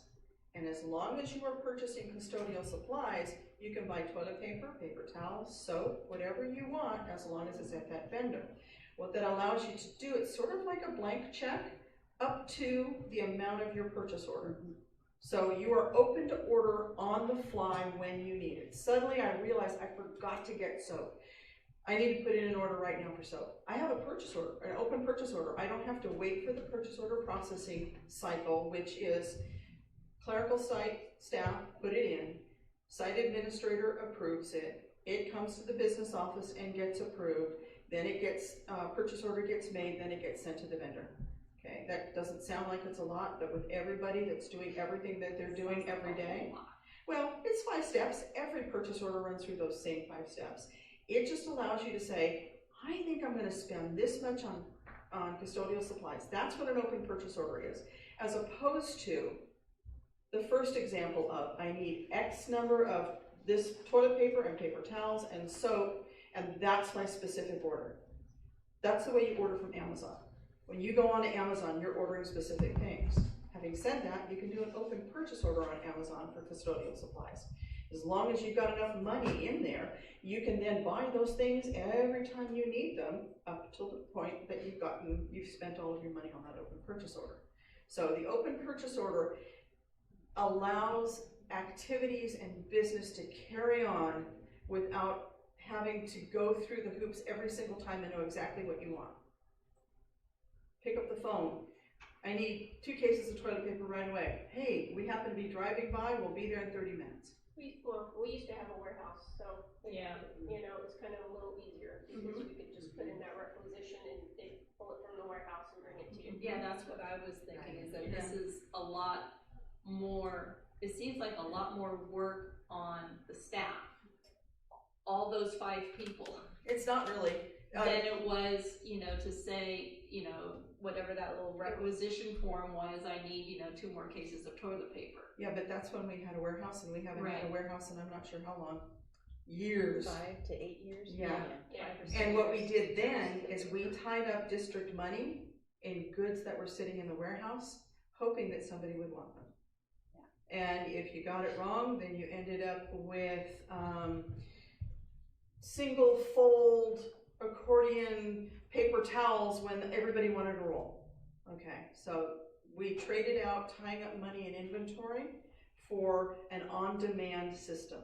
And we encourage, for certain items that are purchased on a regular basis, we encourage sites to use open purchase orders, because having to do a single purchase order for a single order of exactly this many thises is way too much work. We know that site staff are working very, very hard.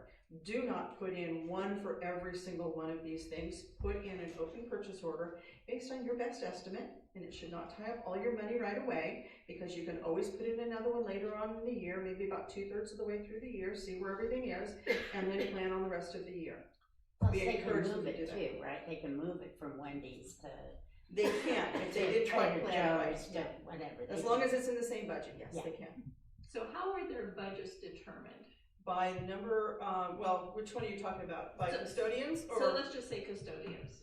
What a fantastic segue. I see the big bold type here, so.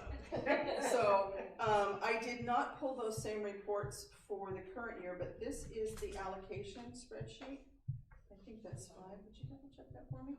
So every year at budget development, I'm going over, yeah, I'm 8 minutes over.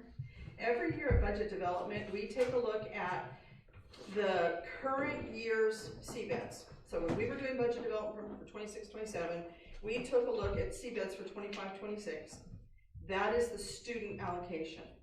And then lottery has been allocated on a per student basis for a number of years.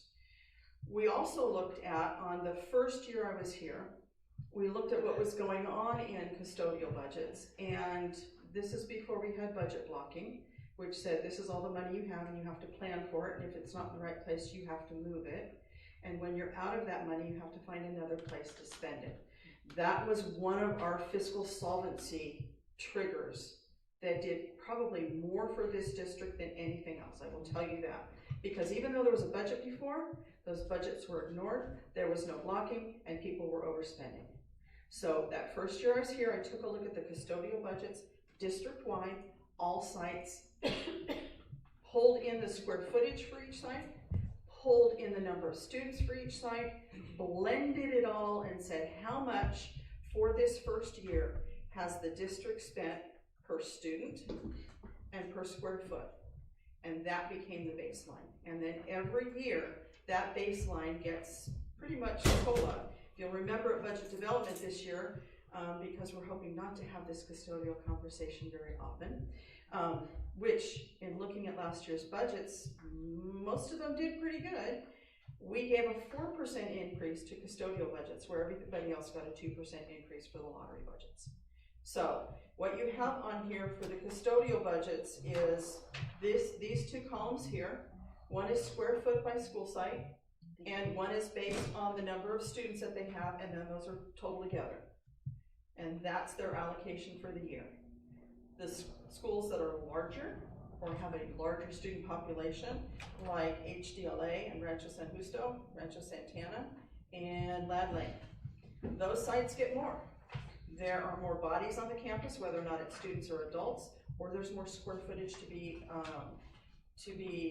taken care of at that school site. So that's how they're allocated. Again, we look at these every year. I know we've had some questions. Do they get a COLA? If we're giving the instructional supply side of the budget a COLA, we always give it to the custodial supply side. But in response to we don't have enough money, and I'm sorry, that did sound a little flippant, and I apologize for that, but I hear it a lot, and it's there. You can look at the reports from last year and see it's there. People have that money. They're just not all spending it. Now, in fairness, not everybody did, and a few people went over. Those are those trailing invoices. It does happen. We don't chase them around for that overspend, because if you look at the rest of their budget, they probably underspent somewhere else. Okay? But I will bring it up in conversation with those principals if they went over their budget too far. Okay? The other thing that happens, going back to the site report, which is in this one, is you'll see the most common place for some site to overspend is going to be in salaries. Those are end-of-year timesheets. They don't always plan for all of the end-of-year timesheets. Timesheets are going to go through whether or not there's a budget or not. I do have those conversations, and when we build their budgets for the next year, we take a look at how much did they spend in the current year, and we set the budget in lottery for the salaries and benefits for extra duty timesheets, regardless of classification. We set it at what they spent this year, and we really resist them changing it. That's the only thing I've got to change behavior going forward. Okay? We don't, again, collect that overage. We don't cut this year. We just say, well, it looks like you spent this much, so we're going to make sure that you have enough of that so that you can continue with those end-of-year activities at the same level that you had in the current year. And after CBEDS, after P1, and they have a lot more students than we anticipated, do you change their budget then? That is also a fantastic question, because what you see right here in these columns, not the custodial, they got all their custodial money, but in these columns is a 90% allocation. So we do this calculation based on last year's CBEDS, based on the amount of money, whether or not it's for PE or for library or for general, and then we hold back 10% for population shifts. Now, this year, that's going to be very important, because the last thing I want to do is when we get to CBEDS, not P1, when we get to CBEDS and we know how many kids are at each school site, is to take money from the school site. I don't ever wanna do that, I always wanna give them something more, it may not be much. And we have a couple of school sites that, while we were planning on this and using this same formula, had 6th, 7th, and 8th graders last year and don't have them this year. And we have a couple of sites that have more 6th, 7th, and 8th graders than they've had in previous years. That 10% holdback is going to allow us to do that. The last 2 years, our enrollment has gone up, which has been helpful, which meant everybody got more money. This year, we're kind of sitting there on the flats. You know, anything can happen in the next month and a half, but we're kind of flat right now. Yeah, well, So- some of the new developments have not gotten, they're still finishing them up. Don't have the kiddos in there yet, so. I have another question. So, last board meeting, I may not have been real clear about my request. I know Erica had said I requested the funds per, the budgets per department. You don't have it this time You because said, I'm closing. You said that, or actually, I think maybe Erica said that was in January for, that would be previous. So, for transparency, I would love to have for the 25-26 school year, the amount of money, of dollars spent on food or catering by department. I'm not talking about kids. I'm talking about catering, and include the board dinners. You know, can we? You just want that one thing? Yeah, per each department, what they spent in 25-26 school year. For food or just catering? Both. Okay, got that? I will check to make sure I get the right thing. So, Thank you. So in departments, you just want food? Yep, I want caterings and food, and include the board dinners. Yep, of course. All the costs per department, because I do know that one department was complaining that they had a $25,000 bill that they were gonna have problems paying. They paid it, they didn't have a problem. Oh, that's what I was told. That's all right. So I understand. Okay, so that's what I would love for the next board meeting.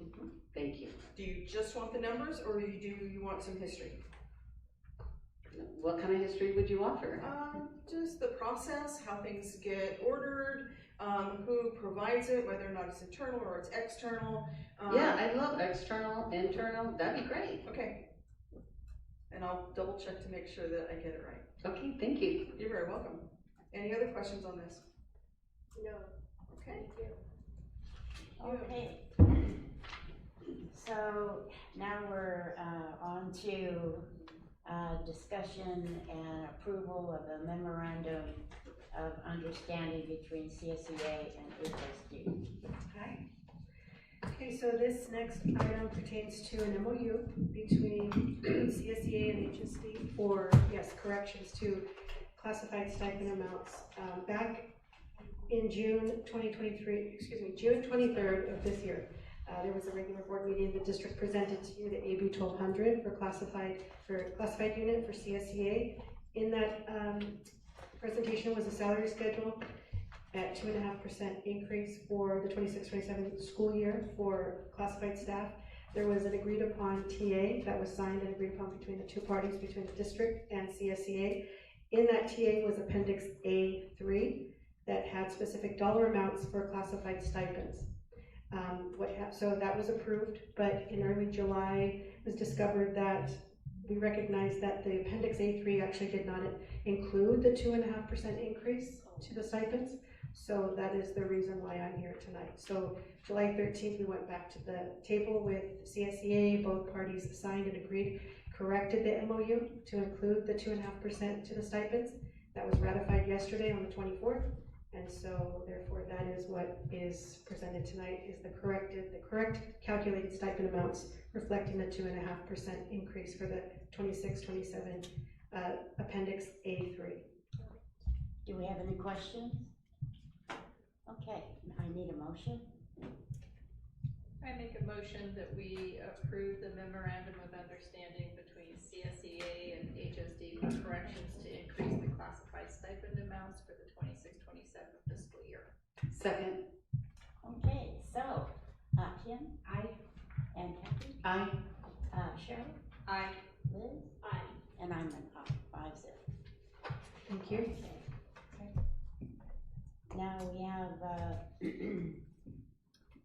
discussion and approval of a memorandum of, understanding between CSEA and HSD regarding differential salary for assistance with catering duties. Yes, so this item pertains to an MOU between the two parties. Just to give you some background information, we currently have student nutrition staff who work out of the district office, who really voluntarily offer help when it comes to catering. Catering events, special events that can happen whether here at the district office or at the sites, meals for adults, for meetings and so forth. We have different events, so special events. So the team that's working out of this office here for student nutrition, they help us. They help, but technically those tasks are not written in their job descriptions. They do it voluntarily, so we think it's time. I mean, both parties agreed it was time to memorialize it. There you go, update that job description for the employees. But in the meantime, this MOU is a reflection of adding a 5.5%, I guess you would call it a stipend, on top of their regular rate. So this would be any unit member voluntarily assigned to perform catering duties will be paid a differential salary of 5.5% above their current base hourly rate for all time worked performing those extra catering duties. I just want to make that clear. So you're saying voluntarily, so I'm assuming you would have a list of employees that are interested out of food service to provide catering, and it's rotated, or is it just going, how are these individuals selected? So historically, it's been the employees who work here at the district office. We have anywhere from our delivery drivers, our transport drivers who've assisted, to the secretary who's assisted, to we've had actual student nutrition employees who, I think in the past we had, for example, a snack program person who worked out of this location, and so it's all hands on deck, and those folks help us. They've helped us in the past, but now it's just time to, compensate them for that extra work. So I think this is a great MOU. I do know that in previous MOUs, though, it has been stated for classified, they have signed a volunteer sheet because it said on there that they shall not be coerced, intimidated, or threatened to volunteer. I would love our classified staff to be protected, and I know we had a volunteer sheet for another MOU for classified staff. I think it was Paris or medical, I'm not sure. The administration of the medication? Yes. It'd be nice for them to know that if they didn't want to volunteer, that they would be protected. Is that a thought? That? Yes, we don't want to voluntold them. I like that, voluntold. I know that the administering of medication is something more, that is ed code bound, more formal. But your request is that we follow suit and stay consistent and have a volunteer sheet for that? I'm just saying yeah, go ahead. Okay, what I'm thinking, tagging on what Liz was saying, when I was running the migrant program, we had a system where the liaisons, if they wanted the overtime to come to the PAC meetings, or if they were going to be assigned to summer school, there was a rotation system that was in place with HR. Is that what you're talking about, Liz? Yes, because again, I didn't know who was involved. Sure. But because when I see volunteer, generally catering falls within the scope of food service. So we've had, in ours, we had food service assistants that would voluntarily volunteer for, a Saturday event where we were offering food, or an evening event that we were, or the board meetings, it was, you gave within the department an opportunity to earn a little bit extra money, because I can see it's a 5.5 stipend. So it gives you flexibility in that. I mean, this is an MOU that you have already created with CSEA, so this was parameters that they've came Right. and agreed to, so I don't know that as a board we could change it at this point, right? Because it's what's being presented, so. It could be that at a future time when we, if we update the job descriptions, if CSEA is agreeable to that, that we could approach that topic at that time. Okay. So that Yeah, it can be a. fairness of offering the catering. Yes. Mhm. I have but it's pink, it's not red. Now I have a question. So in the past, when it was purely voluntary, does that mean they did not get paid? Well, Or no. was it all during their No. work hours and they just shifted over here? Exactly, so this is all during their work hours, right? If they're helping with events, catering events at a site or here. And of course, if somebody worked beyond their work hours, they would submit a timesheet. So no, this has always been paid. I think we just want to, like you said, memorialize, right, and make it more official. Honor and recognize it, yes. Do They we do have a any, fabulous job. do we have any idea what the dollar amount is likely to be? You know, Dollar when you, amount. with the stipend now? The financial impact. Yeah, the financial impact on us. I'm gonna Is it- call, phone a friend. You know, are we gonna see $250,000 for this, or is it gonna be $2,500? You know, I don't know. So That's a really great question, and I don't know either. We're going to have to wait and see, because, as Linda was saying, it was done during the course of their day, unless they had to stay over, and if they had to stay late for something, then of course there was a timesheet for that. But if it was done during the course of their day, we would have no idea how many hours it took them to do any particular whatever. So, we'll have to come back to you in a year with an update of this is what it's cost. But because we this don't know. this is still going to be during their work day, right? Right. It's gonna just be a now working gonna out class be tracked a differential. little bit more formally on a timesheet. Right, it'll be right? tracked, and that's Yes. what hasn't happened before. Got And it. it will be blended in to the cost of catering that I'm gonna be working out with So my it's new gonna come out friend. of that Yeah, fund? it will. Okay. Can we have an introduction also? No one has introduced us. Danya Intrier, did I get that right? Good. Our new student nutrition director.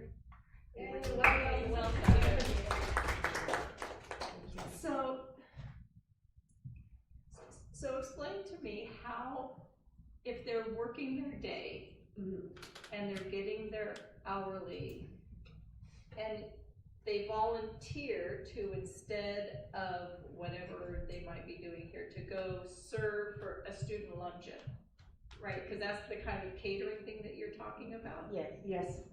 And It's above so- and beyond their normal. No. Beth says no. Well, if it's a, It depends. If it's a student lunch, it can be an alternate student meal, and so that wouldn't be a catering, okay? A PBIS, we wanna do a PBIS celebration, and for these kids that have been caught in the act 5 times or more, we're gonna have special barbecue. That's an alternative lunch. That's not a catering, that's just an alternative lunch. But isn't it a catering for the adults that get the food also though? Yeah, but it wouldn't be considered a catering, it would just be part of that lunch program. If instead, what happens is during the course of what they're doing, we need to get ready for a board dinner, and somebody's gotta cook the food and get it ready and make sure that we have everything ordered and get it delivered, that is a catering. Okay, so catering would happen outside of the National School Lunch Program, or supper program, or super program, supper program. I think what Cheryl's getting at is that they are, so like for the PBIS, they are leaving their job duties to go to the PBIS to, there's like 3 or 4 additional staff members there, and they're cooking. They're being asked to cook a separate meal, Right, yes. right, It's an but they're alternate- leaving their regular job duties to do that. It's out of class. Yeah, that's the best description, is it's out of class, like a nurse who has to step up for the day to be the charge nurse would get the differential pay. We would not, I don't know that we would necessarily consider that, we'd have to talk about what the intention was at that time, but if we're doing, we do things special for school lunches all the time. And what happens is, that doesn't end up costing the school, because rather than doing a reimbursable lunch that is what everybody else is doing, this special recognition is happening, and that can be a reimbursable lunch. I could provide clarity. If, great question. If the student lunch is provided and prepared by someone that is not a student, like a kitchen worker, a student nutrition worker, or a lead student nutrition worker, and it's, you know, potentially district office staff, you know, I would consider that catering. Yes, we are catering for those particular students. Whether or not it falls within the National School Lunch Program is, I think, different and separate and apart from this. This is to honor anyone that is providing a lunch type or a dinner type, you know, a breakfast. We've also done catering for breakfast above and beyond the student nutrition lunch program. But are they working extra hours? Potentially they could. It all depends on the situation. Somebody might be a 6-hour employee, but we, due to maybe a catering need, they may need to work an extra 2 hours, and that is overtime plus this 5.5%. So that I get, that I get. Yes. You know, if you are working outside of your day, then I'm all for it. But if we're just saying, come on over here, you know, at 12 o'clock, and you're always working at 12 o'clock, and we have a catering, whatever it might be, I don't know what it might be. But if we have the warehouse lead, for example, who is master grill, he's a grill master. He's a grill master. And he goes and he flips hamburgers and hot dogs. That is the 5.5%. Yes, it is. Above his, so he's working, but he's the warehouse lead. So that's catering. Yes. We'll call that catering. Okay, so like a It depends on who PBIS. does it. It depends on who does it, I guess, we'd have to So, put that caveat. So a PBIS lunch, so the students that get that lunch gets billed through student nutrition, right? But the adults who get that lunch, whatever he's barbecuing, that's catering, right? It could be. Well, yes, okay, yes. It is. Yes. So, You're right. So it's catering, then it's catering. No, okay, so what's also embedded in the system in National School Lunch Program is adult meals. That is paid by an adult at a price that's higher than what a student would be reimbursed for. Yes. Okay, but we wouldn't do a catering X number of meals for them. It's just a lunch that an adult is taking part in. An adult can take part in any breakfast, lunch, or snack that is served at the school as long as they're paying the adult price. Right. So you're saying Start that, letting you talk. so you're saying that the teachers are paying for those lunches when they come to the PBIS? No. But that's a catering. Yeah, because they're not. So I think the intention of this, if I may, the intention of this MOU was to honor the CSCA members. Oh, no, I know, and no, right? this MOU is Okay. good, but we're just asking questions Sure. about, It's not in a Process. student nutrition employee's job description though, to cater. Right. To serve student meals, that's one thing, but to be chopping up tomatoes and onions and making salsa for 300 people and grilling and that's not part of, even though they may be doing something related to food at 12 o'clock in the afternoon, if they're asked to make salsa, which they are, or there's student nutrition employees at the sites who are told, okay, now you're gonna prep all these veggies and fruits and slice and, I mean, that, in my eyes, that's above and beyond, and they're getting the 5.5%. oh, I don't Yeah. disagree, I think Okay. that's great. But I think what we were talking about was who's paying, you know? And what are we paying? That is a good question. Well, that's why I said out of class, Right. because they're doing something that they don't normally do. Sure, right. No, you're right. Isn't that what out of class means? Okay. Yes.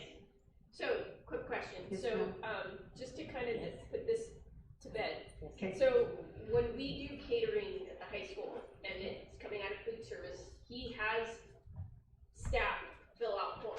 Okay. If you're needing catering and it's specified as catering, now it's almost like doing, you know, a PO or a work order. Exactly. I'm gonna need, you know, this at this day, at this time for this event. I need 75 And it's hamburgers. catering, you know.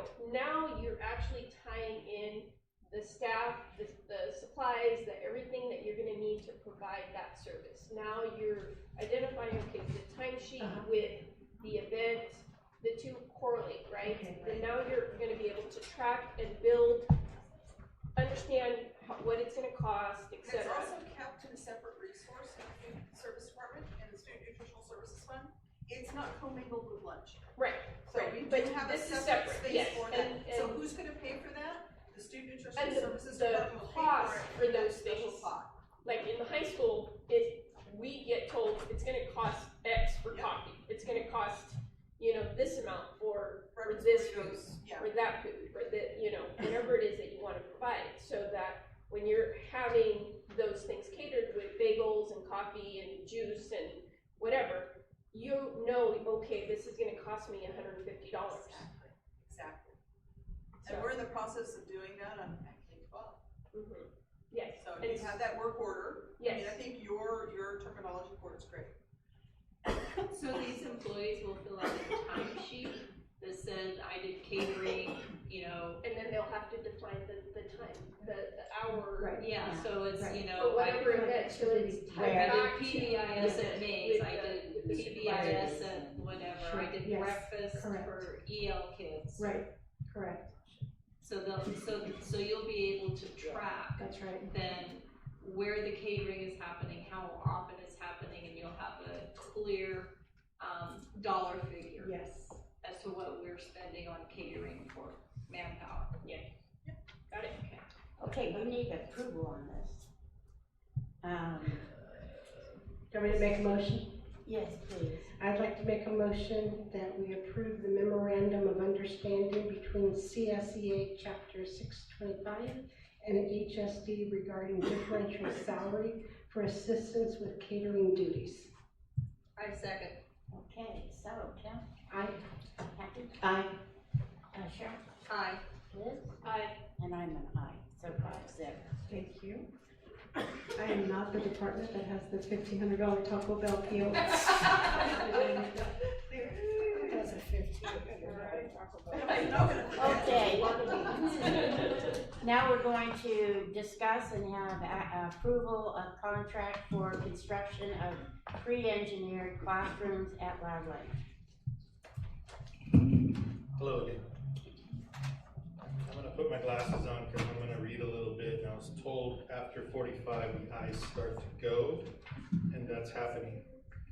So, I prepared something for the board as we're, to give the board and to give the public a little bit of knowledge about why the building, why the type of construction, why the delivery method. So, I'm gonna share a little bit with the board here, and then we can leave the end for some questions if you'd like. So, why a pre-engineered classroom at all 3 campuses? And I have some information to share. The modular classrooms, I think I have a little sheet here that shows the modular classrooms, and I think the board was given it as well. Yeah, Some we have it in color our here. Okay, so packet. you have that? Good. Yes. Okay. So, you can see the differences in the height of the actual building from the pre-engineered all the way to the right there to the 11-foot extended height building to the 9-foot building on the far left there. So the modular classroom, of course, has a 9-foot flat ceiling. The pre-engineered classroom rises from 13 feet to 16 feet at the front. I'll explain further why this matters, and it speaks directly to Trustee Rios's question about ventilation and air movement in the classroom. The pre-engineered classroom is a steel-framed and non-combustible on a permanent foundation. The modular classroom is traditionally a wood-framed over an open vented crawl space, and we have quite a bit of those throughout the district that are in dire need of some work or removal. Yes. An independent firm found modular construction the cheapest of these buildings types to build and the most expensive to own. Cheapest to build is not the cheapest to own. This particular pre-engineered classroom for this build is going to be a pre-engineered cost-effective classroom. That's what it's called. Not a modular, not a portable. Trustee Rios, you asked about ventilation and air movement. So why this versus that? Why the pre-engineered versus a modular or versus a portable classroom. Well, open space, lighting, and acoustics. The pre-engineered classroom features a vaulted roof line that rises from 13 feet at the back of the room to 16 feet at the front. The expansive volume carries natural daylight deeper into the space and circulates significantly more air for the same class size. It's built standard perforated acoustical structural metal deck. When combined with the room's sheer height, this specialized deck actively absorbs ambient noise instead of reflecting it back down onto students, drastically improving speech, intelligibility, and student focus. Why steel versus wood? A pre-engineered classroom is a non-combustible structural steel frame with an insulated metal roof deck on a permanent foundation poured in place. There's no wood in the structure. It cannot burn, it cannot be compromised by termites, and it cannot rot, and it cannot harbor mold due to dry rot. The modular classroom, traditionally, of course, is wood frame, 2x4 exterior walls, set over an open vented crawl space, 18 inches deep, under a nearly flat galvanized roof. Termite treatment is excluded from the manufacturer's scope of work, and then, of course, over the decades, school building, it's expected to last, and those are places where the maintenance dollars go. We're finding we're doing termite treatment throughout the district, particularly on these portable style classrooms that were brought in years ago. So we're dealing with that as we speak. Moving on here. Who actually builds it? Who stands behind it? Of course, we know based on these ELOT buildings that were built at the three campuses, Cal AAA, Ladd Lane, and Sunny Slope, the pre-engineered is designed and built by the contractor. If something goes wrong with it, they fix it.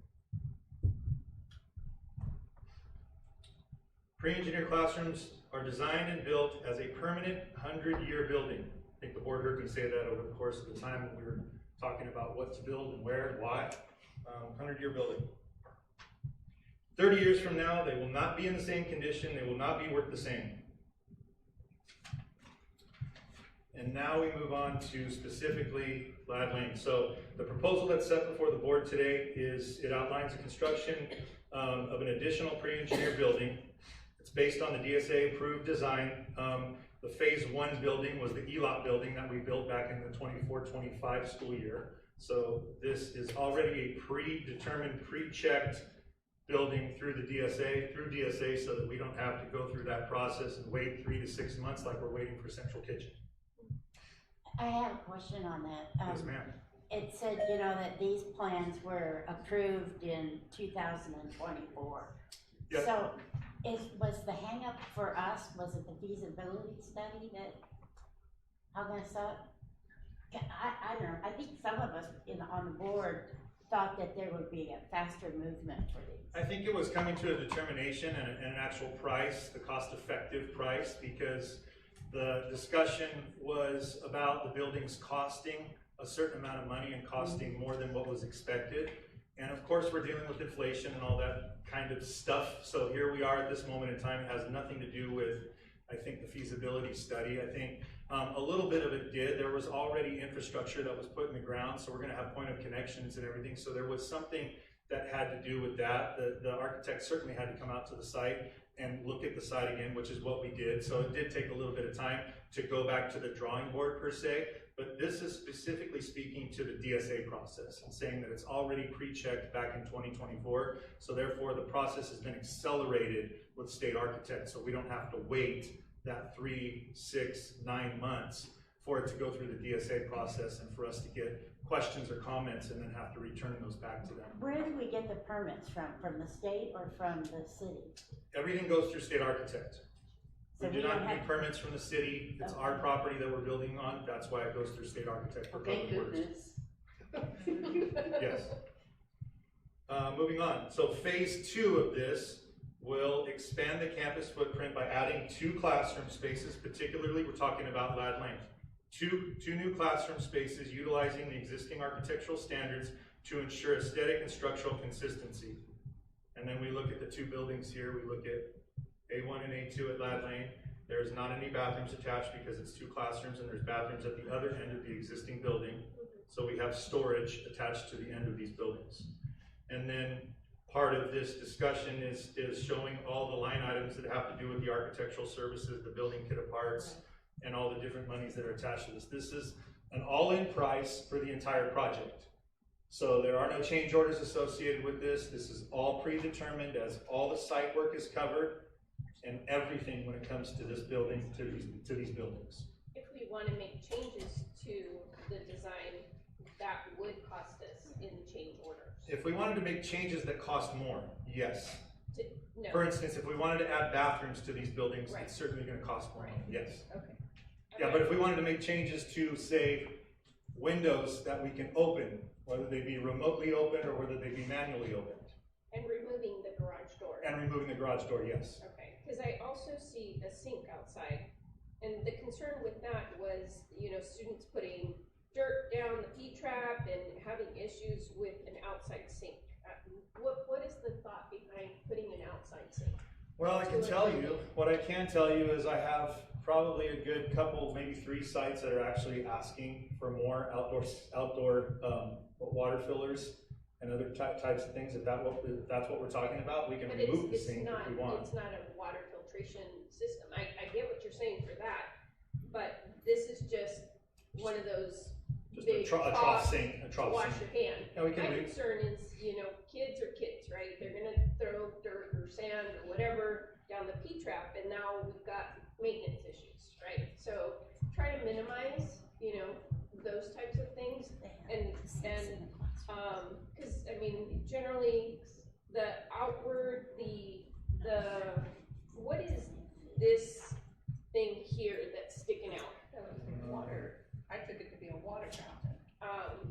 I can't tell. What page are we on?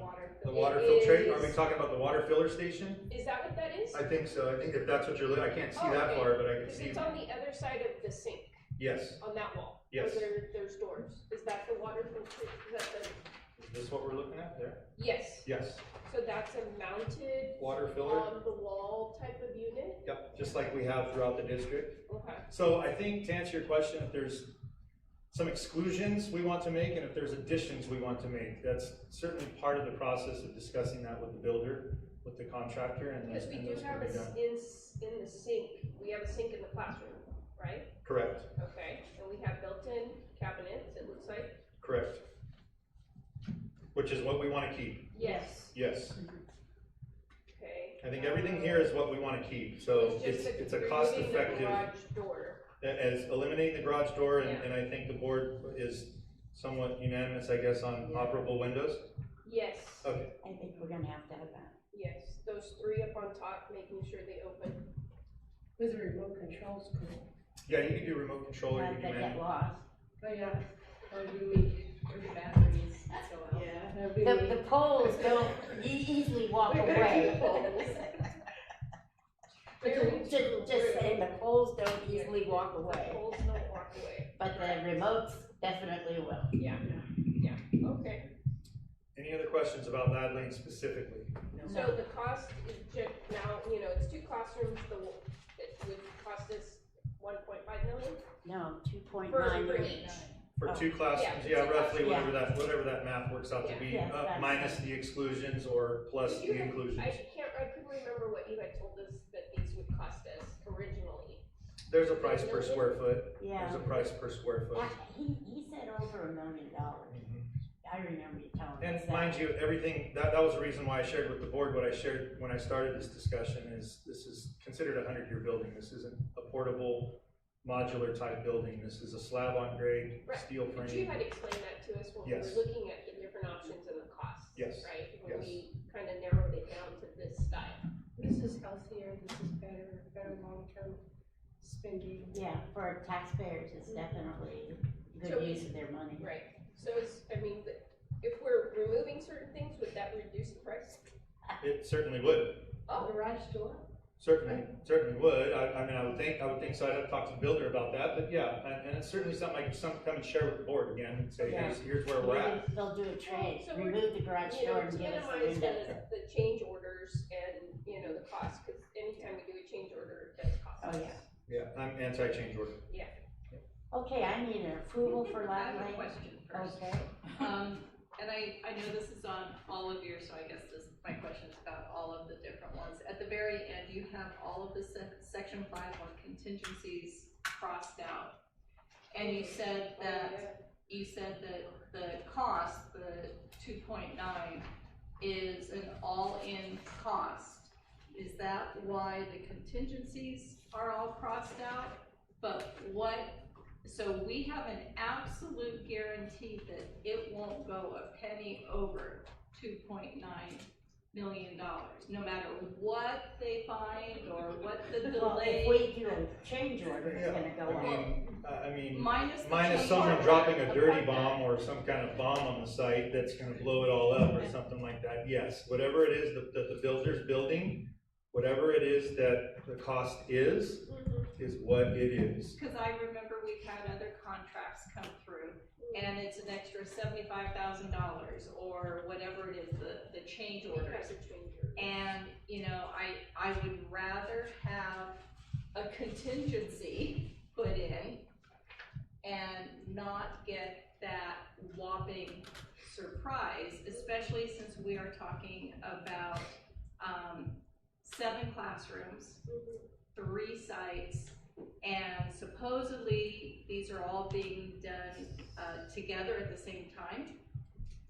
So all 7 classrooms, all 3 sites are going to be All at the same work time. sites at the same All, time. all the work's gonna overlap, absolutely.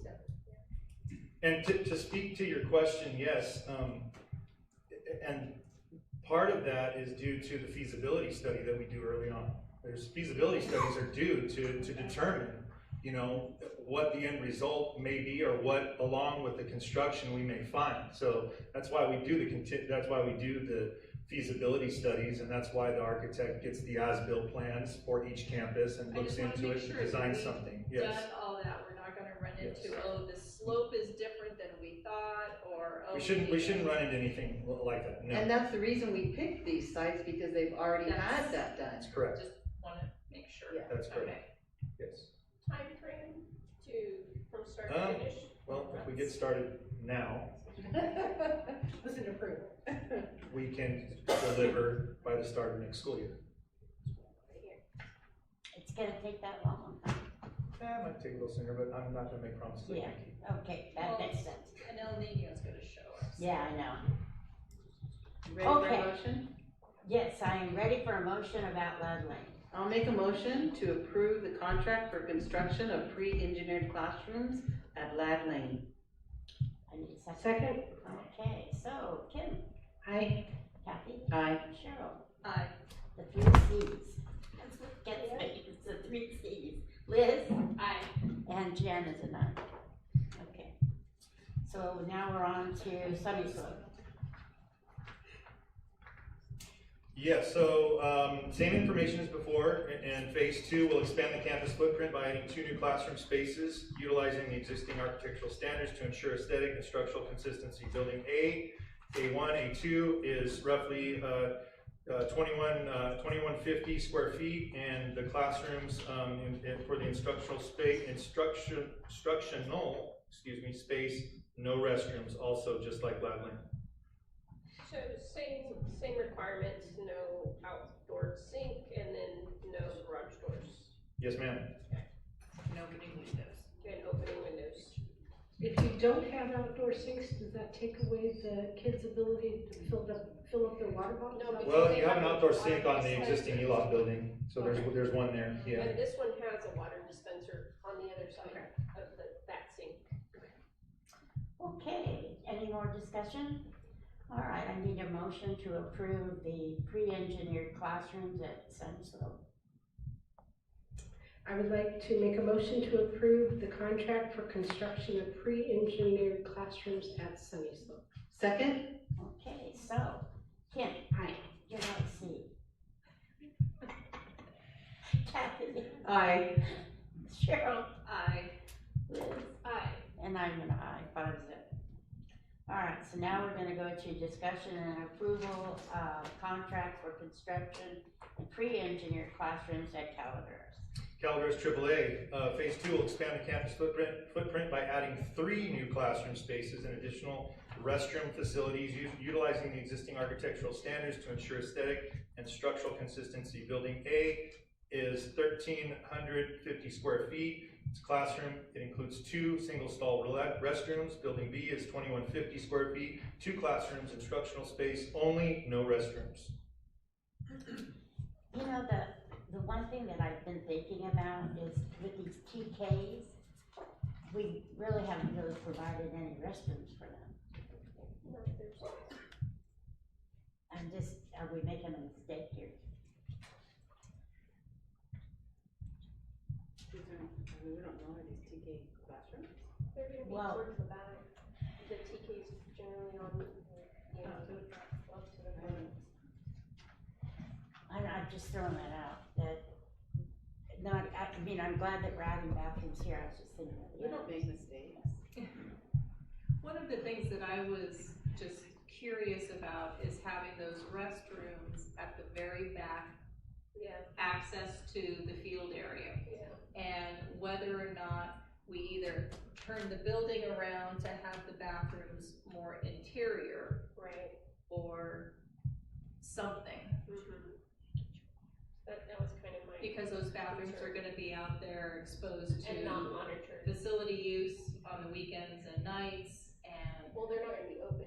Well, no, I know, but they're just gonna be out there. Right. And, just trying to think about maintenance, continued maintenance on those and, or whether or not if we have a facilities use and they do request restrooms, would those be the ones that would be opened to somebody who needed restrooms?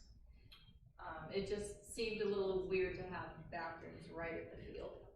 I think that's what made sense for this particular design, but we can go back to the design team and see if they might come up with My another concern option. is monitoring and, you know, again, your guys are the ones that have to deal with damages and everything else, right? And I would hate to have these new classrooms and buildings and, you know, bathrooms destroyed because we don't have the manpower to be, you know, in the back over there monitoring these bathrooms. There's 3 classrooms here, so are the other 2 classrooms, the front doors are right here To the by the field. bathroom? Correct. Are they Yeah, facing you're them? right. Just like the existing ELOP Yeah, building. the doors are right here, so these classrooms will be using those bathrooms, these 3 classrooms.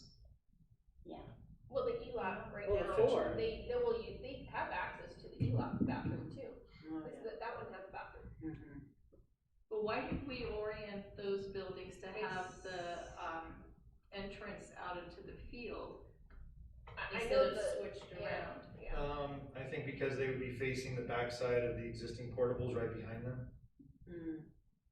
But Well- you would be But putting that's a walkway kind of how through these there are right anyway. now too. Yeah. They kind of face, you got this little hallway, right, this little pathway with the portables that exist right now. 'Cause these are all portables, right, that are in front of them. Correct. The corner of the gaming. But then too, for security, And for on the fencing. weekend, you've got the doors protected.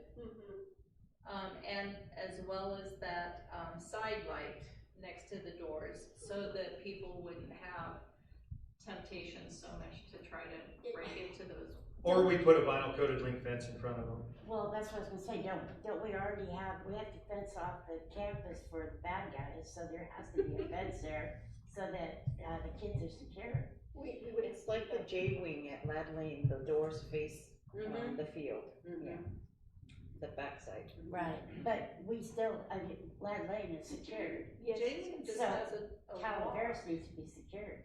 Right.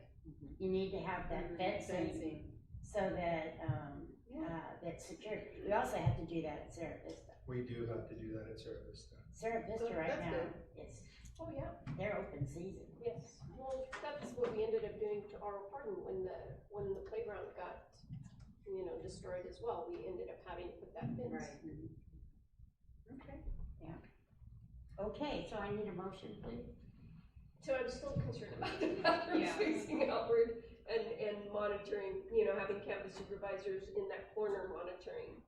I think to lessen your concern, I can go back to the developer and talk to them and the design team and see what we can do Well, about I that. mean, this is gonna live on Calaveras and, you know, to be honest with you, it's kind of almost like the principal too, because, you know, she's gonna have to understand what she's gonna be getting and how is that gonna work for her with supervision. And, does it make sense, you know? Are we sure though that we want those bathrooms on the other side? Because that would seem a bit maybe dangerous too. There's no doors, that's The entry, They right? turn the So they're whole all building. entry. well, right, they turn the whole thing to where the bathrooms are on the side here, or on the back, right? Cause there's not enough room to have them on the side. You want Probably that not. hallway. Yeah, I think that the orientation of the building, in going to my knowledge of construction, is probably tied to the existing conditions on the campus there. When we did the feasibility study for tie-in and connection, And I point of know, connection. you know, I know we need bathrooms, but, like Jen was saying, if we just did classrooms, no bathrooms on that end one, and we butted them all together, right? I don't know if there's room to put. No, you can't. Yeah, it would be B1, B2, and there would still be separation of A because of the footprint there. Yeah, we have to. That's what the feasibility study determined. Well, yeah, you have to have for fire and stuff, you know, yeah. Yeah, so Well, we can put a fence up. we could put a fence up, or we could remove the bathrooms, whatever the board And again, feels. rethinking, what would make more sense in applying bathrooms to where they're actually needed, versus this corner way back here versus the TKs over here, and making something more. So we're talking like a standalone restroom, like they have at R.L. Hardin or something Yeah. like that. Okay. Yeah. That's a good idea. That actually makes more sense. Yeah. Financially, to actually create something that is fit. That our TKs can use. And we can then determine if that's feasible. So that's gonna require a feasibility Right. study to determine what it is that's feasible when it comes to where this restroom footprint is going to be. So these restrooms that are already on site, are they, They're how many? facing the playground, right? Yeah, but how many students can go in there, one at a time? So you have 3 classrooms here and limited bathrooms. So I think we need this bathroom you have 4.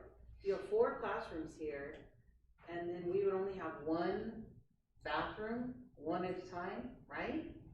You have 4 classrooms, Yeah, but they have a bathroom. one at a time. Okay, well, yeah, are these gonna be single? Yeah. Exact same design as the ELOT building. Yeah, Okay. they're also one at a time. So it's not like we're getting a bigger bathroom for Right. the need that we have on that campus. That's Right. what I was. No, I'm trying to consider is. No, I agree. I mean, Because the school was designed with just one bathroom set over here and one bathroom set over there. Yeah, just Now like it- Maze, just like Maze. And service. They're all like. but can we do both? Can we put these bathrooms in and then do a feasibility study on? I can do whatever the board asks. Thank you. Well, I think we should not put those bathrooms in, and we should put the money in to put bathrooms that are needed for the TK. But if we lose those bathrooms, are we losing that storage also? Cause the other end that's a storage The other end of what? of where the bathrooms, or is that whole end? That's classroom with restrooms. There is no storage attached, so the restrooms Yes. would become the storage. This is restroom, This is storage. this is storage. And you have storage in here too. Right, so. Yeah, the bathrooms would be losing added extra storage. Those would be added storage, correct. Yeah. Just like the other 2 Yeah. sites. I mean, you could, if you wanted to just remove the bathrooms and leave it as storage, you could. That sounds Instead like a reason. instead of the bathroom, it would just be the full rectangle down there as storage, Then we can get rid of some of these storage containers. But we could use that space for that. Sounds good to me. I don't, so what does the board want to direct him to do? Where are these students gonna use the restroom at? They're all not gonna use this one. So where do they go? Where's They the go closest? now. But Yeah. where, how far is that area? By the lunch area. That's where most of the students go. So it would be all the way around the ELOT building and up into the interior of the school. or all the way across That's what the we have to, laptop area? at Mays, you have the G wing, they have to go all the way to, the B wing or to the D wing. Yeah. And they have to truck it, you know? Is that what you want? Well, I just want to be able to configure probably a bathroom that makes sense to where it's more localized, more centered. I would rather have it by the TK, so they're not walking around trying to find a bathroom. Or we have an aide that has to take them, versus, having them there that could be, as you said, vandalized or whatever. I'm just thinking about the kiddos. So I might have a potential solution. So how about if we maybe do an immediate feasibility study there on where we might be able to put restrooms? And if it's determined that the restrooms just can't go where they make sense to us collectively, then we keep these restrooms. And if they make sense somewhere else as a standalone building that's close enough and the board determines it's the right location, then we go there. Does that make sense? That's I like that. Okay. So I can get right on that and we can. Okay, so let's get a motion going. Yep. We need a motion, please. So I make a motion that, we approve the design with the contingency plan, right? The Feasibility.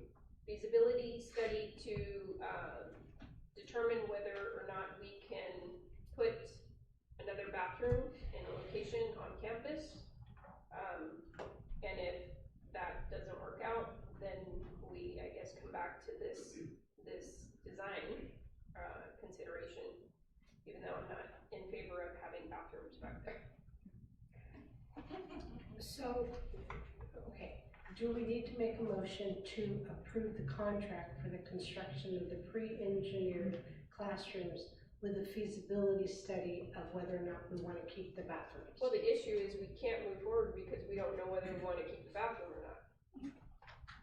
Well, I think his compromise was if when we do the feasibility study, if we can't add bathrooms someplace else, then we'll make these bathrooms.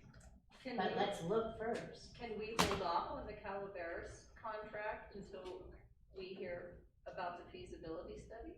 Well, I mean, we're approving the other two and. yeah, but he's also said that we want it ready for next school year. The somewhere I thought I saw that they were projecting 4 months to build, and you're saying all the way till, I know, and LDS coming and all of that, but, I think we can probably talk to the developer and maybe we can approve it now and then we can maybe amend it or something if we determine that the feasibility study is not gonna be what we. Because we're taking what we away, want. not adding? Correct. Okay. I like that. Okay. Alright, so do we have to redo the motion? So we have a motion on the floor, approve the design with the contingency plan, of the feasibility study to put another bathroom on a location on campus. If it doesn't work out, then we go back to this design, as what was said. And we can add a fence or something to add a fence or something to protect it? Well, we're gonna have to That would be. close off the campus, Yeah. we're gonna have to add a fence to Okay. secure the campus, that's a given. Yeah, then it won't be the only one. No. Okay, that was the motion. I need a second. I'll second. Okay, so, Kim? Aye. Kathy? Aye. Cheryl? I, Liz? Aye.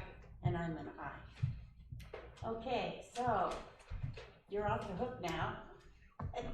Beth, you're up for approval of contract with Keenan and Associates, consultation about early return.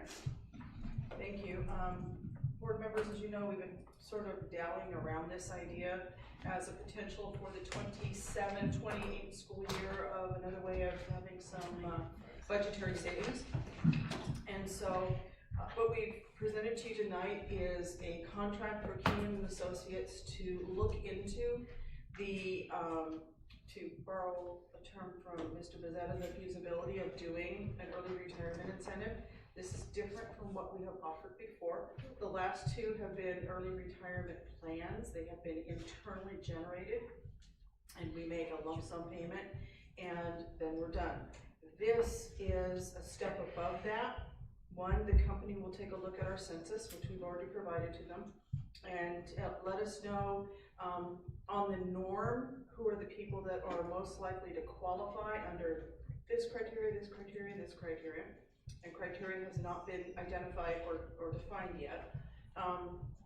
What it would cost to offer an A, B, or C incentive, that hasn't been defined yet, and how long it would take, and then what the district would potentially save for that if we replaced everybody, if we replaced 90%, if we replaced 80%. So there's a lot of variables in here. The most important thing about this contract is this company will do this for us. All right? There's no charge? I didn't get there yet. Thank you for playing. If the board decides that what they come up with does not result in the savings that you're looking for, you have a couple of different benchmarks that we need to meet. The board can identify the amount of savings that they would like to see, and the savings would be all costs subtracted from the savings and then the replacement, and all costs would be the cost of the incentive, the cost of the company that would do the incentive, the cost of staff retiring who may still be eligible for post-retirement district paid benefits, and then the cost of replacement and what that fully replaced person would be. Last time, and I will use the most obvious example, is a teacher who retires after being with the district on column 7 and have been with the district for 30 years, cost $100,000+. It can be replaced by a $56,000 to $70,000 teacher. There is a huge delta there. That is already for savings. And then you already know what your replacement is, and then what's the cost of the incentive. So this type of company, and there are a few of them, construct an annuity. So what we have had before have been lump sum payments. The last one was $40,000 to certificated and $20,000 to classified.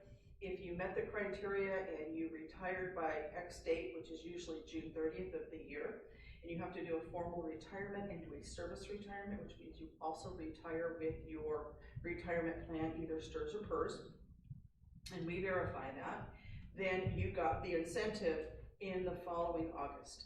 Okay, that's the way we constructed it. One payment, yes, it's taxable, but you get it and you run and you go on vacation or travel across the United States, so that we can live vicariously through your stories, which are awesome. This company and others like it construct an annuity. And typically what they will propose to the district is X percentage of final comp paid over so many years, 3 years or 5 years. That's an annuity. That is a supplemental retirement plan. It's a payment. It can be paid along with your STRS or your PERS, because you've had a service retirement, and annually you will get that payment. Now that payment, depending on how you set up your annuity, can be paid annually, one lump sum, or it can be paid monthly over the course of that payment, and all of those are determined by the retiree as they sit with the consultant to construct what their annuity would be. Okay? In no case can that payment be the whole 5 years, if we use 5 years, the whole 5 years at once. It is a 5-year payment, and that 5-year payment can be 5 payments or it can be 60 payments. That makes sense? Okay, all of these things are variables. So we don't know what they're going to come up with. They will present to the district a plan that looks like X and a Y and a Z and a certificated and potentially a classified and potentially a HALD. The district can offer a different incentive. There's no requirement that a district offer a retirement incentive to all groups at the same time or at the same amount. Remembering last time we did our early retirement payment, it was $40,000 and $20,000. If there's not savings in classified, not that I'm picking on my classified brethren, but the differential between a long tenured classified employee and a new classified employee is substantially less than a long tenured teacher and a new teacher. Okay, we were able to do it last time because we had several teachers that were, classified individuals that were way over on the longevity scale, and they were replaced by somebody on step 1, 2, or 3.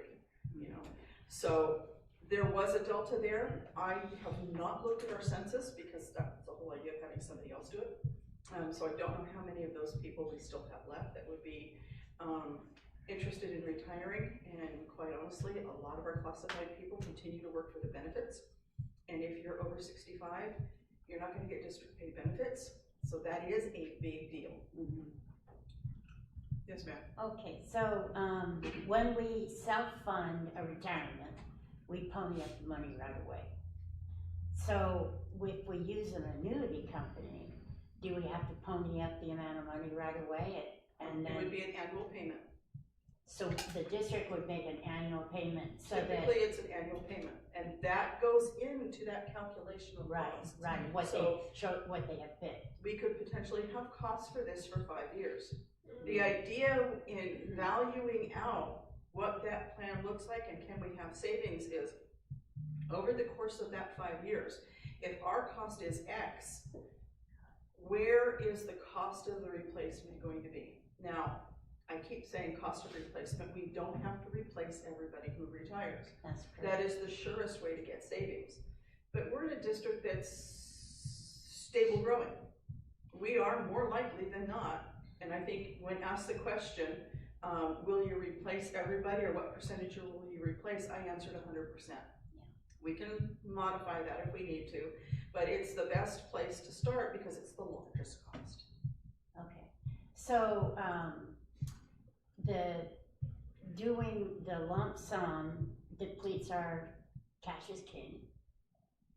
And doing the annuity allows our cash on hand to stay. We have a bigger bundle that we're not distributing out right away. Additionally, that annuity will probably be higher than the lump sum payment.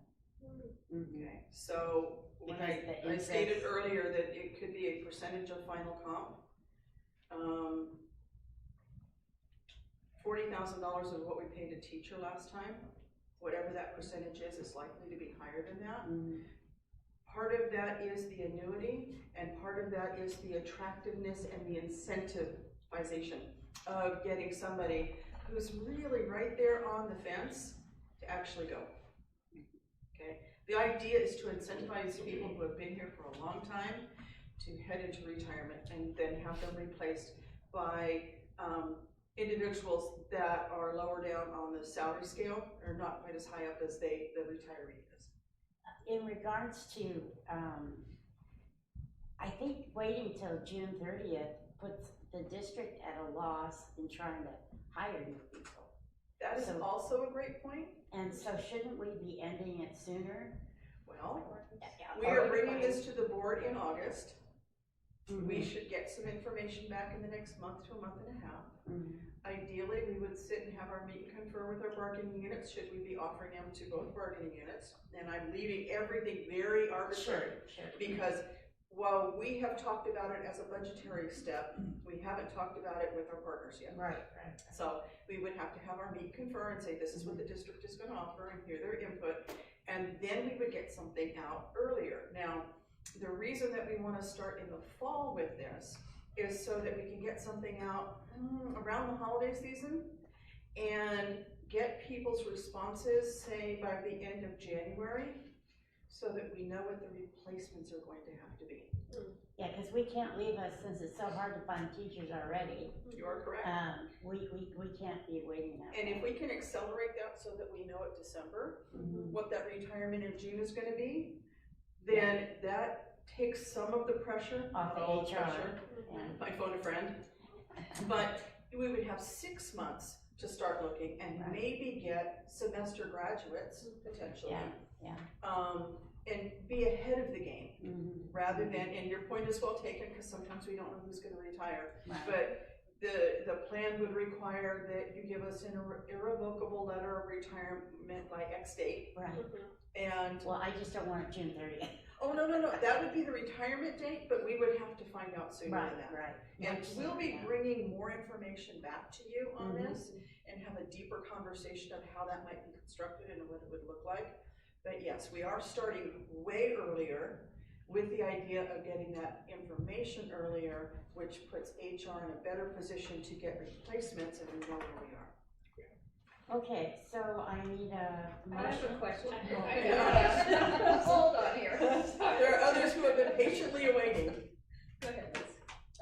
Well, I had emailed, because I wasn't sure kind of what, this was very different from what we had done in the past, for the 23-24 incentive, and I'm just kind of curious on why you felt you wanted to go this direction versus staying. Because the last one was 3 years from the one before that, and the amount was okay. And we got 12 classified and 9 certificated. I feel like we could do better if we raise the stakes. Oak Grove School District does this. This annuity thing? Yeah. Okay. So, I'm like, What school district? Oak Grove. Yeah. So I think if we raise the stakes, we will get more participation, and it would allow us to save more money. Well, and the other thing is, we're not losing all that cash right up front. Well, And the that's staff a doesn't big- have to do that's a- it. The That's a big big carrot reason. is the incentive. Right, but I'm talking for the district, what's our benefit? We're not gonna be throwing out all that money immediately, so everybody gets a cash payment. So with this one, another benefit is that staff isn't doing it. We provide them with the census, and Sure. they are professionals. They do this a lot. They can say, with this kind of a demographic of how old and how much tenure and all of that, this is what you're likely to get here, here, and here. Yeah, if you offer They this, will offer bring that. to us options for plans that will generate certain results. That's great. We internally did the last 2 of them, and it worked. And certainly there were savings, more savings than less savings. But I would say at 9 certificated individuals, it wasn't fantastic. It could have been better, given the number of individuals that we have, in this district. So that was one of the reasons. Also, an annuity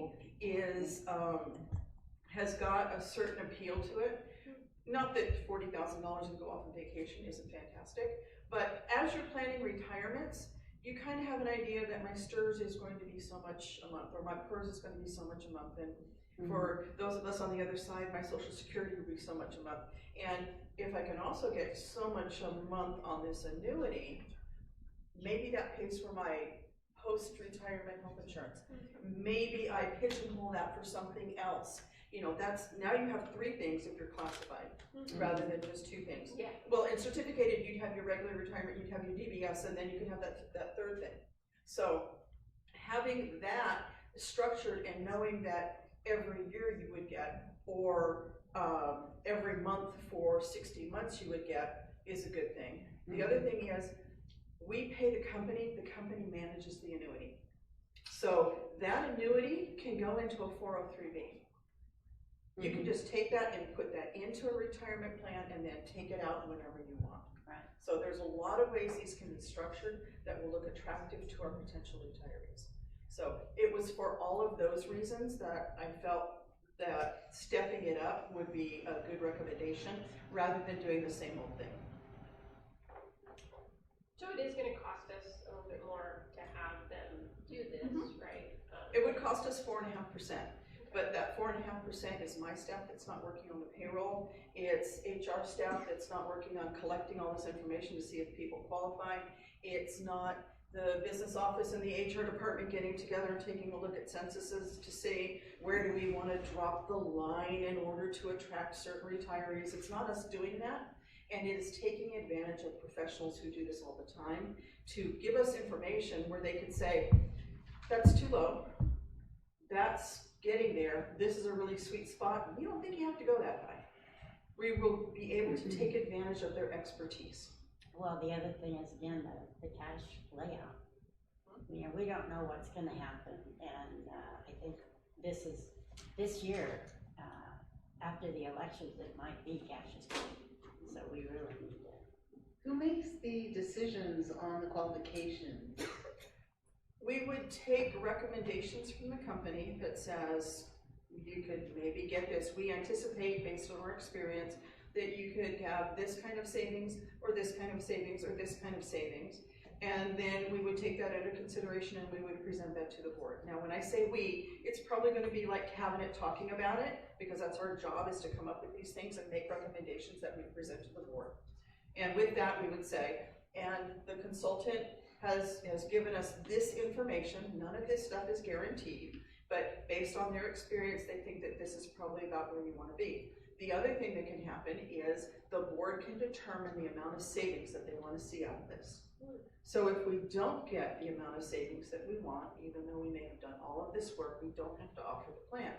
So we can go 3/4, 90% down the road, and the board determines, as an example, that the savings that they want is most likely to be seen if we had 10 retirements. And if we only have 9, then we don't do it. But we've set those limits in the past, right? We needed to have X amount of people Right. for it to move forward. Right. And we've gotten the X. Right. But I'm just telling you that at that point, the board is going to have some decisions and your decision is really going to be triggered on how much savings do you want to see. To set the limit, to set, that threshold. This is the minimum we're gonna. I believe last time what we said was we needed 8, but no more than 15. That's what we did internally. We may not have a top limit. We might have a top limit. There's a lot, like I said, there's a lot of variables in this, and that's one of the real attractions to this, is it's not constrained by what we've done in the past and what we can think about right now, but maybe we'll have the information from all of their experience with all of their districts. Well, Elk Grove did this, and so did this, and somebody else did this, and this is what the result was. Okay. So annuities, are they taxed at a lower, or at a regular rate? Because I know, like, if we do a lump sum, like we've done in the past, it would be taxed at that 40%. So the IRS code says income from whatever source is taxable. This just happens to be retirement annuity payment. So yes, it would be taxable, but we wouldn't be paying anything on it. They would be paying. As they take distributions, which is why they can stick it in a retirement plan and take distributions later on, thank you very much, take distributions later on, that's when it's taxed. So yes, this is not tax rate, in no way is this tax rate. Yes. It's just like STRS is gonna be taxed, and PERS is gonna be taxed when we retire. It'll be the same. Whatever But tax. if you're trying to find out whether or not this would be subject to supplemental tax, which is something that's an internal construct, an internal requirement, this is external. Got it. This is on them. Okay. And we don't know how many years we're talking And the about. 1099Rs will be done by them at the end of the year. Everything is done by them. And they manage the annuity. And they manage We don't the wanna annuity. do that. Okay. No. Alright. But this is all still pending negotiations and all. It's a meet and confirm. Got it. It's what the board wants to offer, and then we come together with the bargaining units and say, this is what we've come to offer. And there'll be a little give and take, and they might say, well, we'd like to see you lower it down to a minimum of 8 rather than 10, and we want it to be open-ended. We want you to present this information, and we want you to do it this way. I believe the certificated bargaining unit contract has something on a golden handshake, but not necessarily any other kind of retirement. It doesn't? Okay, I'm thinking of the wrong one, and I apologize for that. Sometimes they do. This really is to the benefit of anyone who is retiring, who might qualify for the plan. Not leaving our bargaining partners out in any way, shape, or form. But yeah, they'll have a little bit of say, but it starts with the board and what your expectations are and what your target will be. And, because generally we've offered this across the board for all units, whether it's classified, certificated, and administrators, correct? That's what we've done in the past. I'm telling you, you don't have to do that. That's not because I'm trying to tell you not to. I'm just telling you that the board has choices. But that, you're gonna take all of those. They've got the whole census and they'll break it up. They know who is each one of the bargaining units, and they'll break it down that way for us. Yes, ma'am. Okay. So I have a question, couple questions. You said that you have not taken a look at our census. Not this year. And so. Purposefully. And I'm wondering why not, and yet go ahead and bring this to us for consideration. I would think that you would want to look at well, tell me what you mean by census. Census is, who do we have working for us? Okay. What position are they in? How much are they being paid? How long have they been here? What are the bargaining unit, articles that have to do with retirement and post-retirement benefits? And what else did they grab? Age. So they're gonna look at who is how old, how long they've been here, what their benefits are, what's the likelihood that they'll be leaving. You know, you can have somebody who's 65 and has only been here for 5 years and is not, we're probably not gonna construct something that's gonna go that low. You can have somebody who's 55 and has been here for, make sure that this works, 32 years, and you might wanna make sure that you catch somebody that's there, you know? And again, this is a benefit to reward tenure, you know, for being here long, you know, as long as they have, but also generate savings when they leave. So I haven't looked purposefully because I want them to do it because it'll be objective. Not that I can't be objective, but I don't want to muck up anything. I want them to tell me. They will give us scattergrams that show us how old people are and how many years they've been here and who's most likely to retire, and they will do all of that, which is why I have not. So it's possible then that we pay them this $35,000 and they come back and say, you know what, you guys really don't have very many people. Nope, that's not possible. Why not? Because the estimate of $35,000 for the cost is 4.5% of the incentive, and if there's no incentive, then there's no cost. So if there's no incentive, we don't pay them this $35,000? That $35,000 is only my estimate, and that is correct. Now, they're gonna come up with something that we're gonna wanna offer. I'm certain of it. I don't know what it's going to be, but they're gonna come up with something. But if they come back and say, you know, you just don't have the population that's gonna do this, then we don't have to pay anything. And that's a risk that they take. On their end, they're gonna try to construct something that makes sense for the district that shows savings. I mean, they are. They are. And then we're going to come back and say, boy, if it's that tight, then we want this. Because again, you can define the amount of savings that you want to see, okay? If you say, because the legal requirement is for any incentive is that you have to show savings. That savings can be as low as $1, and I wouldn't recommend doing anything for $1. But you can say, we'd like to see $100,000 worth of savings a year. We'd like to see $50,000 worth of savings a year. We'd like to see 15 certificated and 10 classified and 5 PAL go. And if we don't get that, we're not going to offer it. Those are some of your savings, and they'll let you know what each one of those are. And then I see something back here, so we would be paying them a commission. It's the 4.5% on the annuity. And is that one time?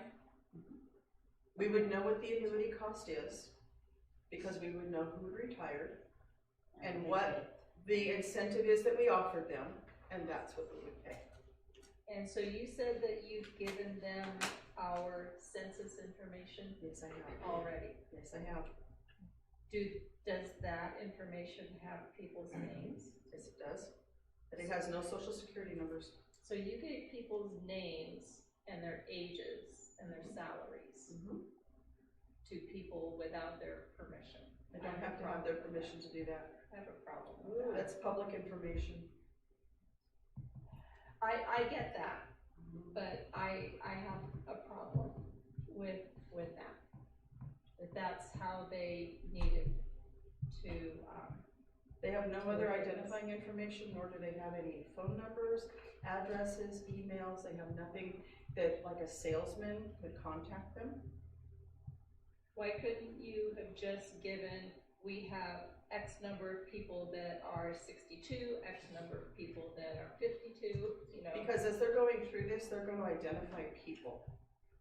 They're not going to identify a number of people within an age. They're going to identify people. We will get real data on what they think is most likely and where certain savings are and maybe are not.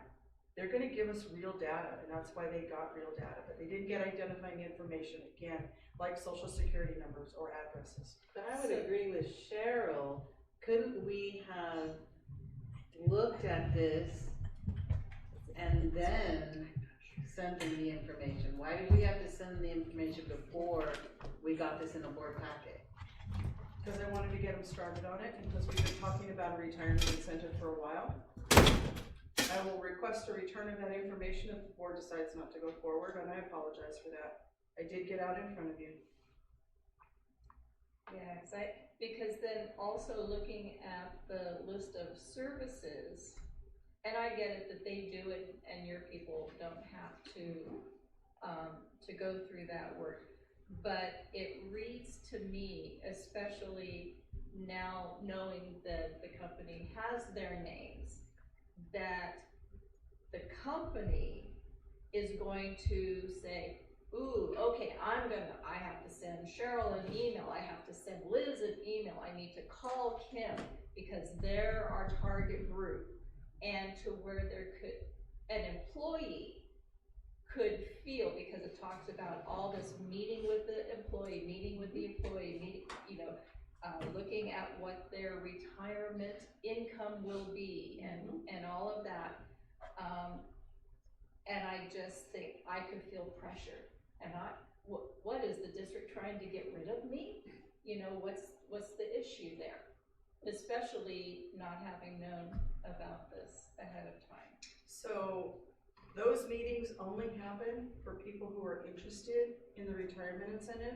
You don't have to have already retired, nor do you have to commit yourself to that incentive in order to meet with those people. But ideally, when they're asking for that information, what is your retirement income going to be? They're estimating, because they could see how long somebody has worked and what their current salary is, and estimate what their service retirement will be. That's on a calculator. We could do it on just about anybody without knowing anything about them. They don't have the information to reach out and send you an email. They don't have the information to reach out and phone call you or any of that. And that information would not be shared until people showed some sort of interest in meeting with them to decide whether or not they wanted to do anything. So will we as a district say, okay, everybody who's interested, Tuesday afternoon, there's a meeting with Tina. If you want to know more, is that how people would show their interest? We as a district would do something similar to what we've done before. The district is offering a retirement incentive that would pay X, whatever that X would be. If you're interested, let us know. We can connect you. It would most likely not be in this kind of a setting, because you're going to have questions that you don't want everybody to know about, and you're going to have questions that you're going to not want anybody to know about. Those would be done privately, not in an open session. They would provide us with a lot of material to get out as part of our campaign to let people know what you're doing. They do the 8x10 glossies. They, set out the banner blast for the websites and stuff like that, if that's where we decide to go. But those meetings only happen when somebody says, I'm interested in what you're selling. I'm interested in what you've got and how it can benefit me. Do I want that annual payment? Do I want a set of 60? And I'm only using that as an example. How does that work? Well, they can say, well, the information that we've got is that you've been a teacher for 32 years and this is your final comp, so we're guesstimating. We don't know what your retirement is, but based on this information, your retirement is probably going to be somewhere in the neighborhood of here. And so this is what it would look like. And this is how we can structure it, or whatever. They will always say, do not take our word for what your service retirement amount will be. You need to contact PERS or STRS. So they don't have access to PERS or STRS? No, they do not. They will estimate based, and you can do that based on comp and years of service. Well, even STRS tells you, here's our calculator, but Exactly. it's not guaranteed. Exactly, and they've got the same information, so they're gonna make that same kind of an estimate that you could do yourself. But they will always say, this is an estimate, you need to reach out to PERS to find out what it's actually going to be. But they will be able to say this is definitely what your payments will be from the annuity. Yes. If we go forward, if the district goes forward, this is what they're offering.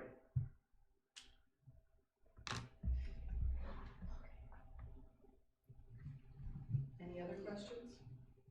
Did I get all of yours, Liz? I just realized you emailed me back, and, cause I was looking at my email when you were talking about like. You asked excellent questions, and a lot Covered of the it, board you members covered have asked the same. No, it's good. I wanted to make sure that I got all of yours, but several of the board members have asked similar questions, so I wanted to make sure that I didn't miss anything. Yes, you got it, yes. I think that this is just an exploration. This is an exploration at this point. At this point, and I think, I'm just really curious to hear the answers. Yeah, we've never done something like this before here, so I am too. Very curious. Well, I like that we're not gonna lose all that cash. That's a big thing. Somebody taught me that. And what we are approving tonight on 15H is the ability to The contract with them so that they can explore it and then come back to us with information on what we might offer and what we might expect and what that might look like.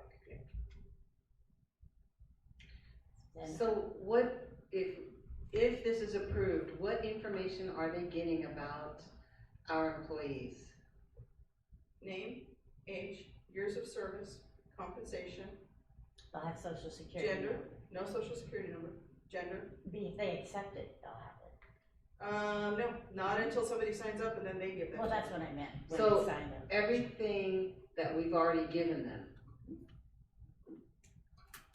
What we still have to give them after they come back to us is what the criteria looks like and the size and the shape and that sort of stuff. Yeah, we have to give them enough to create models. Correct, correct. And that's what they're doing, models is what they're doing.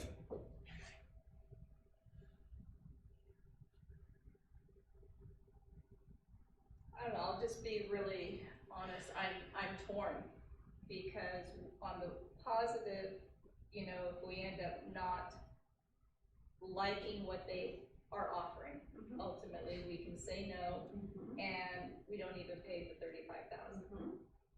But on the flip side, I'm really upset that we gave them information about our employees, really upset.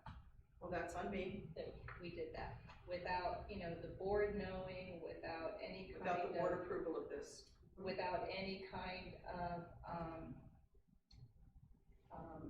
notification to our members that, you know, hey, you know, everybody, we're thinking about this, you know, we're gonna opt out, you know, if you don't want your name and age and whatever the census information is going out. But isn't that all public record anyway? It is. It is, I understand that, but even like, you know, parents, you can opt out of information being shared about your kids. And I just think that because it's something that we've never done before, it's a shock. Yeah. It was not something that I came in fully expecting, okay, great, you know, let's do this, let's take a look. But knowing that that it operates so differently up front, and we weren't aware of that. That bothers me.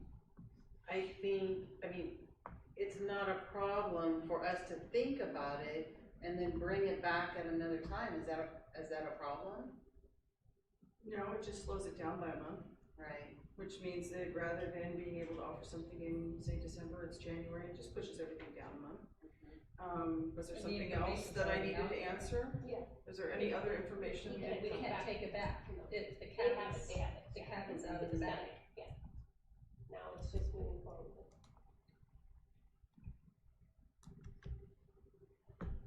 And this is purely optional. If the board decides that this is not what they want to do, then that is okay too. And then we will call them up and we'll say destroy it because part of the agreement is confidentiality and we won't do it. It is okay. And it is entirely up to you. Does anybody else want to continue to discuss?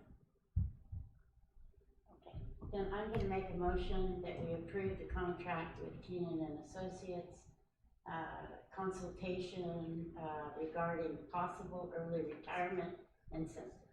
I'll second. Okay, Kim? Aye. Kathy? I'm gonna vote no. I don't like how this was processed,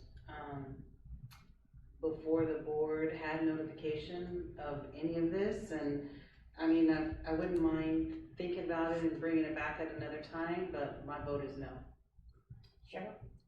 I'm gonna vote no. However, the information's out there, we can't pull it back, so, but I'm gonna vote no. Liz? I'm not in disagreement with Cheryl or Kathy, but, I also understand, putting a delay of a month, because it would come back until September. And so it's gonna be an opportunity for our folks to be able to access this, with enough time to, hire as well. That's what I'm thinking about. So for me, it's a yes. I'm a yes, so it's 3-2. All right, we have consent items here, I need a motion. I make a motion that we approve consent items 16A through 16I. Need a second? I'll second. Okay, so Kim? Aye. Kathy? I'm abstaining from the consent items due to 16D, conflict of interest. Approval of the personnel report? Yes, because. Okay. Cheryl? Aye. Aye. And I'm an aye, 4-1. Or no, 4-1 abstention. Yes, make the record. Okay, do we have a board member report, Kim? I thoroughly enjoyed going to the Professional Development Day. Kudos to Colleen's department there. It was fabulous. I will always remember that. Good job. Thanks for the team for helping.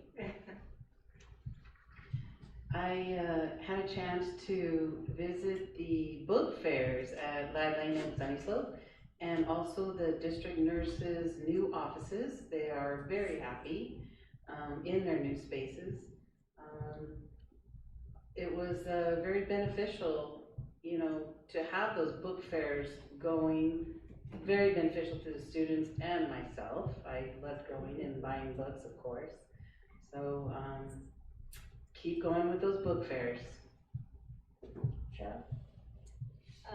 I had the pleasure of going to back to school night at R.O. Hardin, and it was really exciting to see the enthusiasm of the teachers, and the parents seemed to be really happy with what they saw, so that was really good. Met a number of new teachers there, and I've also made visits to HPS and Mays. I really wanted to look mostly at the parking and student drop-off and that sort of thing, and had an opportunity, as I shared earlier, to meet the mayor of Hollister, and we talked about some things. I went on a school visit to HDLA and look at their program, and it's a great program. Got to see their MTSS in action.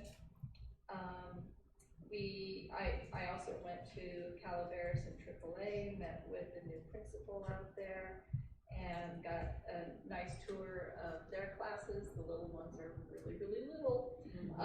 Enjoyed that, Smiled Stomping Grounds. And then we did go to Sarah Vista, because that day we had gotten a report about some major damage to the playground, the pouring place. And I wanted to see it, and it's extraordinarily severe, to where here it is the first week of school, and the playground is yellow taped. They can't go on to the playground. And something needs to be done with how we do our school use and community and facilities and all that kind of stuff. Because, short of cementing everything or completely locking everything down with 12-foot fences, I don't know what we're gonna do. But, there's way too much abuse by the community of our sites. You know, I've been at sites where I'm in a meeting or they're on a weekend, and I hear or I see people on the roofs with bikes. And I'm thinking, oh, good grief, and if something happens, it's gonna come back on us. So I don't know, I think that's a big topic that the district needs to figure out. Anyway, it's been a busy month. I have nothing to report. Well, I visited with Cheryl Calaveras and HDLA, and it was good to see the enthusiasm, the teachers and the students. Everybody was on task. Sarah Vista, we did, one of the things that I said that I couldn't believe it. I've been on the board 8 years, and I did not realize that Sarah Vista is not enclosed with security. And anybody can get onto that campus. And there's no fencing. It's all open, and that's a city park there. And that gate is open. And I was just shocked that I didn't realize that. And I don't know, but we have to do something. I'm just scared to death. Well, we ended up doing that at Oral Garden, Yeah, so yeah. that may be what we need to do. And then I did go to R.O. Hardin back to school night. The classrooms were just beautiful, just beautiful. Visited Amaze and watched that drop off with HBS and listened to their director of maintenance and the vice principal we talked with. And then we also debriefed with Principal Khabib, yes, and that was very good.